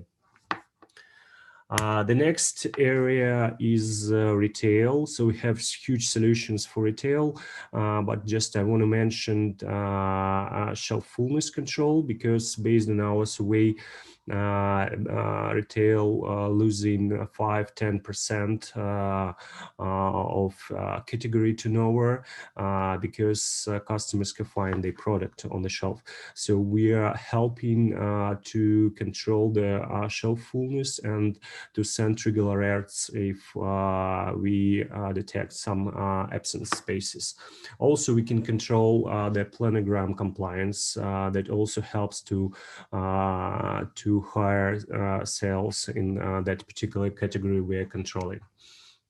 And the next area I want to mention that is manufacture and safe manufacture, because it's a very big issue in Russia and I think in Indonesia, because the manufacturer companies losing millions right now because of improper safety rules, because of downtime costs, injuries, penalties. It's really millions, and we are helping company to automatically follow these safety rules by employees, because the employees are really the bottleneck in all this story. So we are helping to keep restricted zones, monitor these high risky areas like high voltage areas, no-go zones, zones with some manufacturing process. We are detecting abandoned objects, prevent littering, especially in emergency exits. So we are doing real-time monitoring of protective equipment by employees. We are recognizing specific manufacture process that helps also not just about the safety, but also about the effectiveness, production effectiveness. We are detecting make real-time detection of smoking, open fires, and also dangerous behavior. So we have a wider range of technologies: face recognition, object recognition, behavior recognition. So that helps to keep the production safe. By our experience working with different manufacturing industries, oil and gas, construction, we see that really all investment in new technology and video analytics have 100 return of investment in a few months, really, because it's really huge losses because of these issues. Yes, I would to show you small videos. Sorry, it's not in presentation. This one, how the detection of the cars looking. Just a moment. Yeah. sorry, with internet connection. So yeah, I will show another one. So this is the production side. This is a oil rig and the rotor area in oil rig. So we are detecting the small objects because it's a very dangerous space, and small objects can be falling into the hole. So you see the hole, it's the drilling hole. So, and we are making real-time detection of small objects for this oil and gas industries. So this is the example of the video.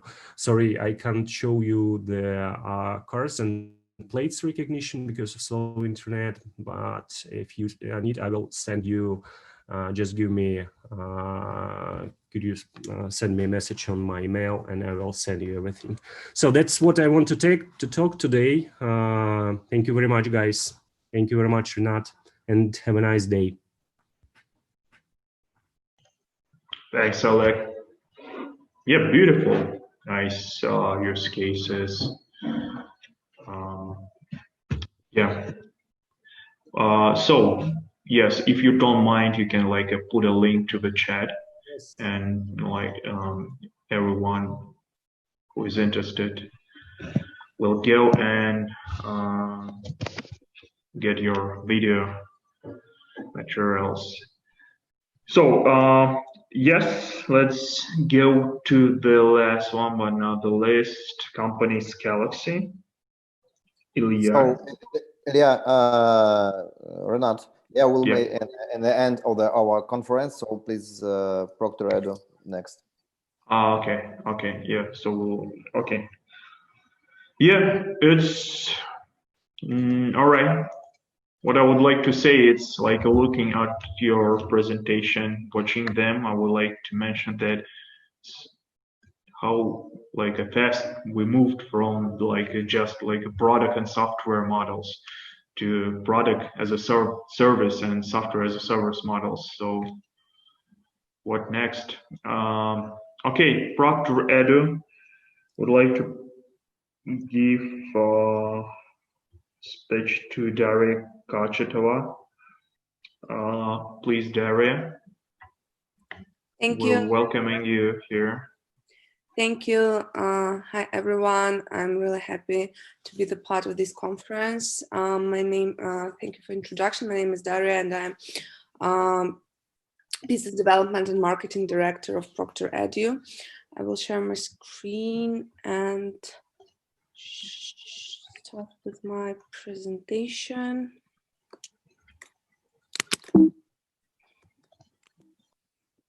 Sorry.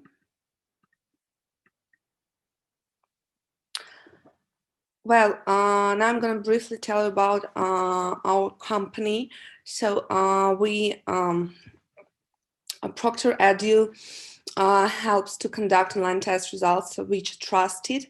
And during the test, we confirm identity of the test taker and keep constant track of the possible attempts to cheat. So our company has a good amount of experience in the areas of proctoring, as we have been running proctoring assessments since early 2017. We did deliver around 1 million proctoring sessions globally, and we confirmed more than 5,000 simultaneous users, and that figure is constantly rising. We place a lot of emphasis on ensuring that our partners and clients get a good quality service. And as a result, we are trusted to run high-stake exams. But today I'd like to tell you about the current situation and how the market of EdTech has changed this year. So the officially announced COVID-19 pandemic and the followed set of restrictions have become a real challenge for educational industry. It must be admitted that school, universities and colleges have passed this stress test quite well.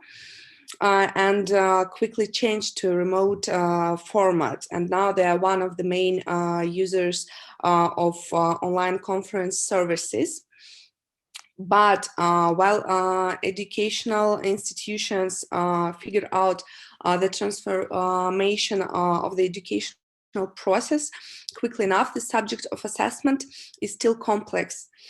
It's not very clear how to run exams and tests in the new environment, and some colleges and universities have postponed the terms of their exams as they didn't see any other options than to follow their old offline format, their usual offline format. However, due to the second wave of coronavirus and uncertainty how long the pandemic would last, they can no longer be postponed. And it leads to the fact that proctoring is becoming the most popular virtual tool for conducting online assessments with automated and live violations monitoring.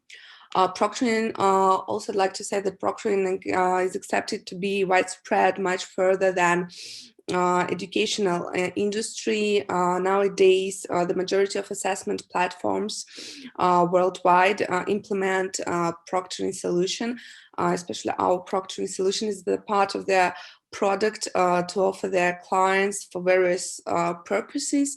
For instance, more and more enterprises use proctoring to recruit their future employees and candidates. Being an emerging IT solution, proctoring combines several well-known technologies. As an example, screen capture helps detect whether other windows are and applications are open, and more importantly, control switching to other tabs. Face detection, which prevents participants from replacing themselves during tests and exams, is quite similar to which is used in modern smartphones. So the software verifies the identity with continuous facial recognition and comparison either with the profile photo or with the ID photo if necessary. However, proctoring can include the most advanced technologies as well. The leading proctoring solutions such as Proctor-Edu use a neural network which recognizes violations by a number of behavioral parameters, and AI has the ability for self-learning. The scale of this parameter can be easily adjusted in accordance with the customer or partner needs. So proctoring can be used in 3 different modes. First one is fully automated. The system follows the test taker using 14 behavioral parameters and generates a credibility reports once the exam is completed.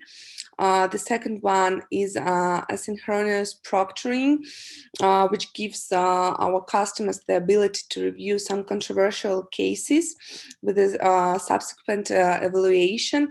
And finally, it's live proctoring, when live proctors observe in the real time, communicate with the participants and reconcile the credibility with automated evaluation once the exam is completed. Almost half of our proctoring companies in the global market offer only 1 or 2 of these options, but more advanced systems like Proctor-Edu has all of these 3 modes. But, however, it is believed that the future is about fully automated solutions due to the significant increase in demand of remote proctoring, and as a result, the need in load upscaling. Moreover, automated proctoring is really convenient for the countries with various time zones, as Indonesia. And in order to complete moving assessments into online format, AI, artificial intelligence, is becoming as trustworthy as human monitoring. And one of our cases has already achieved fully automated credible criteria. So I'd like to tell you about the Modern College of Business and Science in the Sultanate of Oman, who was one of our first clients. They acted fast to switch. One of our first clients when the pandemic started. So they acted pretty fast to switch into online format, into online exams with proctoring during the pandemic. And as a result, they have shared two main points from this experience. So they realized that results from the fully automated proctoring that they used, so they used only automated mode. It saves them a lot of financial and human resources. And secondly, the credibility of the results are not affected in any ways. That means that they already indicated that they will continue using our solutions not only for students from different cities or even countries applying to enter the university, but will continue to use proctoring as a trusted tool on their midterms for the majority of their exams, even after the pandemic. So this proves that online proctoring solution like Proctor Edu is the way forward in the modern educational and many other industries. Thank you for your attention. I think I have finished with my presentation, and you can reach me by email or telephone, and I will be happy to answer all your questions. Yeah, thanks. Thanks, Daria. Very good. Thanks for your presentation. Thank you. Bye. Cheers. Thanks. Right, let's go further. I would like to present you next speaker, Ruslan.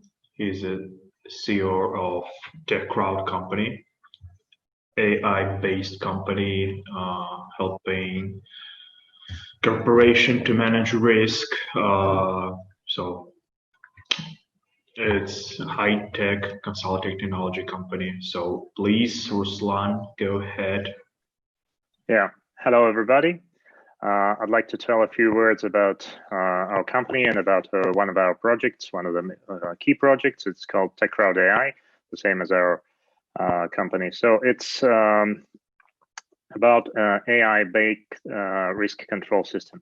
But first of all, I would like to tell that as a consulting company, we worked for more than 10 years. And through all these years, we were involved in different ways in different technological projects. It was startups, it was projects for some of our clients. So we had all this time, we had expertise in both technology and management consulting. And as any consulting firm, one of the most important topic for us was transfer of knowledge, because we had this knowledge with some of our colleagues, and the new ones need to get to know all the methodology we had. So all this time we wanted to combine this expertise from technology and from our management consulting expertise. And finally, we did it in this product, and we developed the approach how to do it. And I'd like to tell a little bit more about it. So what we actually did, through several years, we were doing projects for auditing and for risk assessment for large construction companies in Russia. And we decided to try to digitalize this approach, and I think we succeeded with it. So what's the problem? When we perform any kind of audit, any kind of risk assessment, usually we discover the risks that already happened, and this damage cannot be reduced any longer, and this is quite a big problem. So what can be the solution? We need to monitor it in a real time, on a real-time basis, and we need some prediction for these risks. And that's what we actually did. How does it work? We gather all the data that can be related to any particular risks. We have a methodology based on our experience in auditing and risk management, and we capture all the data from internal systems of our clients. Then we have AI models that process this data and that predict the probability of particular risks. And finally, we have scenario if these risks are and the probabilities are quite high. What should we do? And we have our knowledge base that can give advice on what should you do in this particular situation. So, as I told, we have now digitalized methodology. We have basic models, and we are working on them. And we have not only first deployment, it's a little bit outdated information. We have several deployments in construction companies. Most of all are real estate developers. So in 2019, we had this deployment. And we are continue this work. We develop the models, and we would like we are going to make better processing for data and more testing for sure.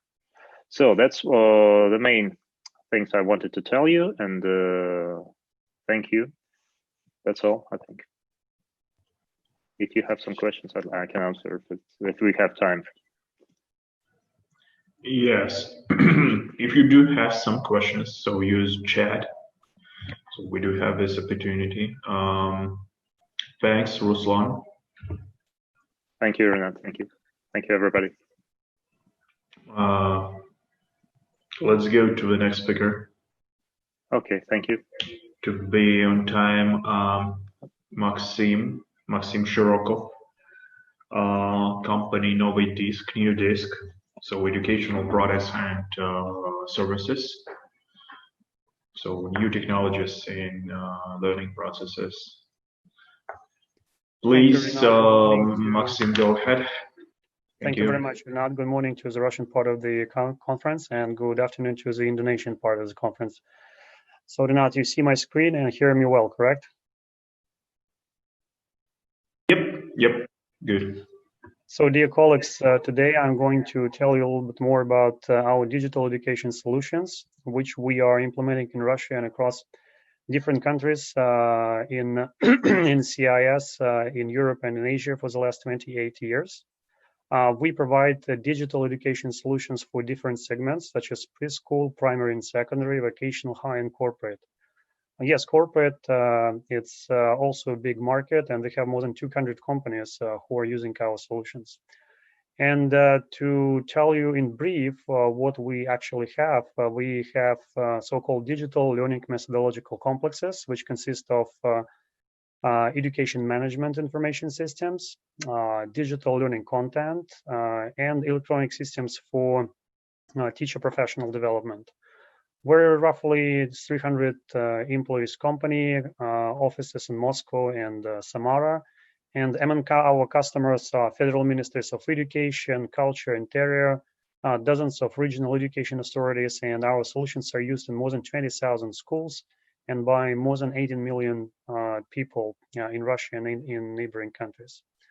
To cut a long story short, these three pillars, which constitute the core for digital education solutions, which are called AMIS, content, and systems for teacher professional development, they comprise what we call digital learning methodological complex. To give you a quick idea what it means, digital learning methodological complex, let me provide you one example. Excuse me for some Russian, but I can translate you. This is the complex for children to teach them better on road traffic safety rules. This specific complex consists of computer games, of animated stories, interactive books, and special software. So you see, for example, one of the elements which are downloadable applications. So you can download them and play. And children, when they are playing, they are gaining scores if they obey the rules and they follow the rules on road traffic safety.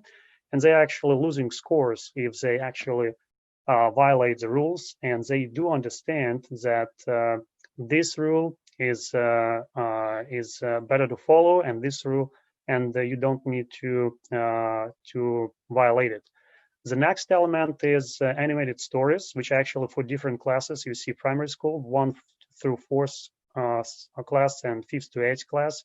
And they actually comprised of different animated stories, but not just to entertain, but actually to educate.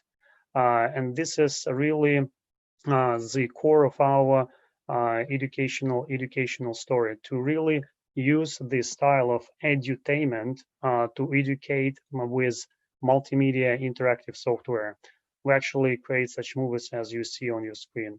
Next element inside is digital learning methodological complex is a so-called interactive placards or interactive books, which allow students to actually fix their knowledge, check their knowledge, and make sure they understand them thoroughly. So basically, this comprises different parts of the so-called digital learning methodological complex, and definitely we provide different methodological recommendations to parents, to teachers, and different groups involved into digital education process. On this screen, in addition to the road traffic safety DLMC, you see examples of our works with electronic systems for teacher professional development on your left-hand side, preschool complex for children of 5 through 7 years old to make sure they're greatly prepared for school, and some list of our corporate customers. Inside that list are top 100 companies of Russia and the most part of the corporate universities in Russia. We also have digital documents platform based on blockchain, which I will tell you more a little bit in a couple of minutes. A couple of case stories. We have electronic system for teacher professional development, which is deployed, for example, in the Moscow region. 90,000 teachers are using them, and that's especially efficient and effective in the conditions of complex epidemiological situation when quarantine measures and antivirus measures necessitate for teachers not to visit schools too frequently. So that's a platform basically to continue their education even on a distant learning basis.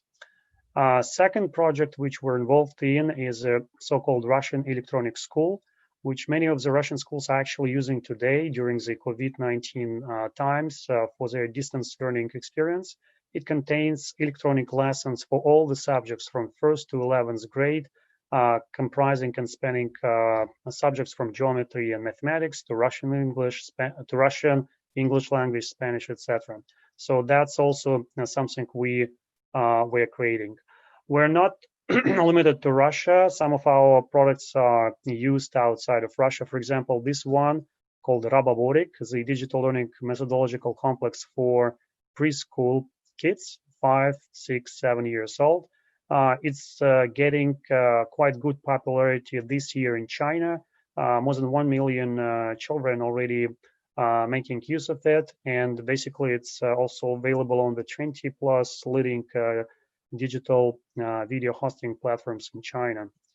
Also, we are not limited to our standard products. You see in the next example, when we have an opportunity to expand it to the more total solution approach, for something we did in Saudi Arabia, when we are actually making the so-called virtual kindergarten program, when the Ministry of Education cannot just buy our product, but have a kind of total solution which encompasses digital media, something customized content specifically for the Holy Quran study, etc., etc. So this gives you a flavor of what we can do also for the Indonesian context. In addition to that, because we're a group of companies, we have a couple of years ago launched in that time startup, but right now it's gaining ground for blockchain-based digital documents platform, because paper documents, especially certificates, diploma, attestation documents, are easy to lose. They could be tampered, might not be extensible, and some other disadvantages they have. On the other hand, for digital documents, you really need kind of immutability to fraud. You need easy extensibility and ability to share, as well as to save costs on actually extending and disseminating it. So we have this platform which is used by a number of universities and ministries, and we would be glad to discuss this opportunity also with Indonesia. By the way, not only for education, but for some other industries which require provability and an ability to prove different supply chain links and make sure all the documents are reliable and accurate. So basically, to summarize, NoviDisk is a kind of Lego constructor in education where you have dozens of different modules which you can configure and choose a combination which is most required for the Ministry of Education, for the Ministry of your higher education, or for some companies specifically. Whether it's going to be a complete solution, which consists of different pillars and modules, or it might be just 2 or 3 specific modules which are required for your Ministry of Education, for example, to fulfill the gap for digital content and computer science for 7th grade, for example. And this is something we can offer you and to you as a partner or to you as a customer. We're offering that in a different configurations, whether it's on-premise, whether it's cloud-based, or we can transfer the technology to you and make sure if you're a partner to fully adapt and localize that to the Indonesian market. By the way, a couple of words about Indonesia. We think that that's the right moment to actually go ahead with this solution deployment in Indonesia. Number one, about 50% of Indonesian population is currently under the age of 30, so quite a young population. Congratulations on that. And we know that your president is actually prioritizing digital education as a means to make sure learning will be available, not going to be a kind of privilege, but the right for all the children in Indonesia.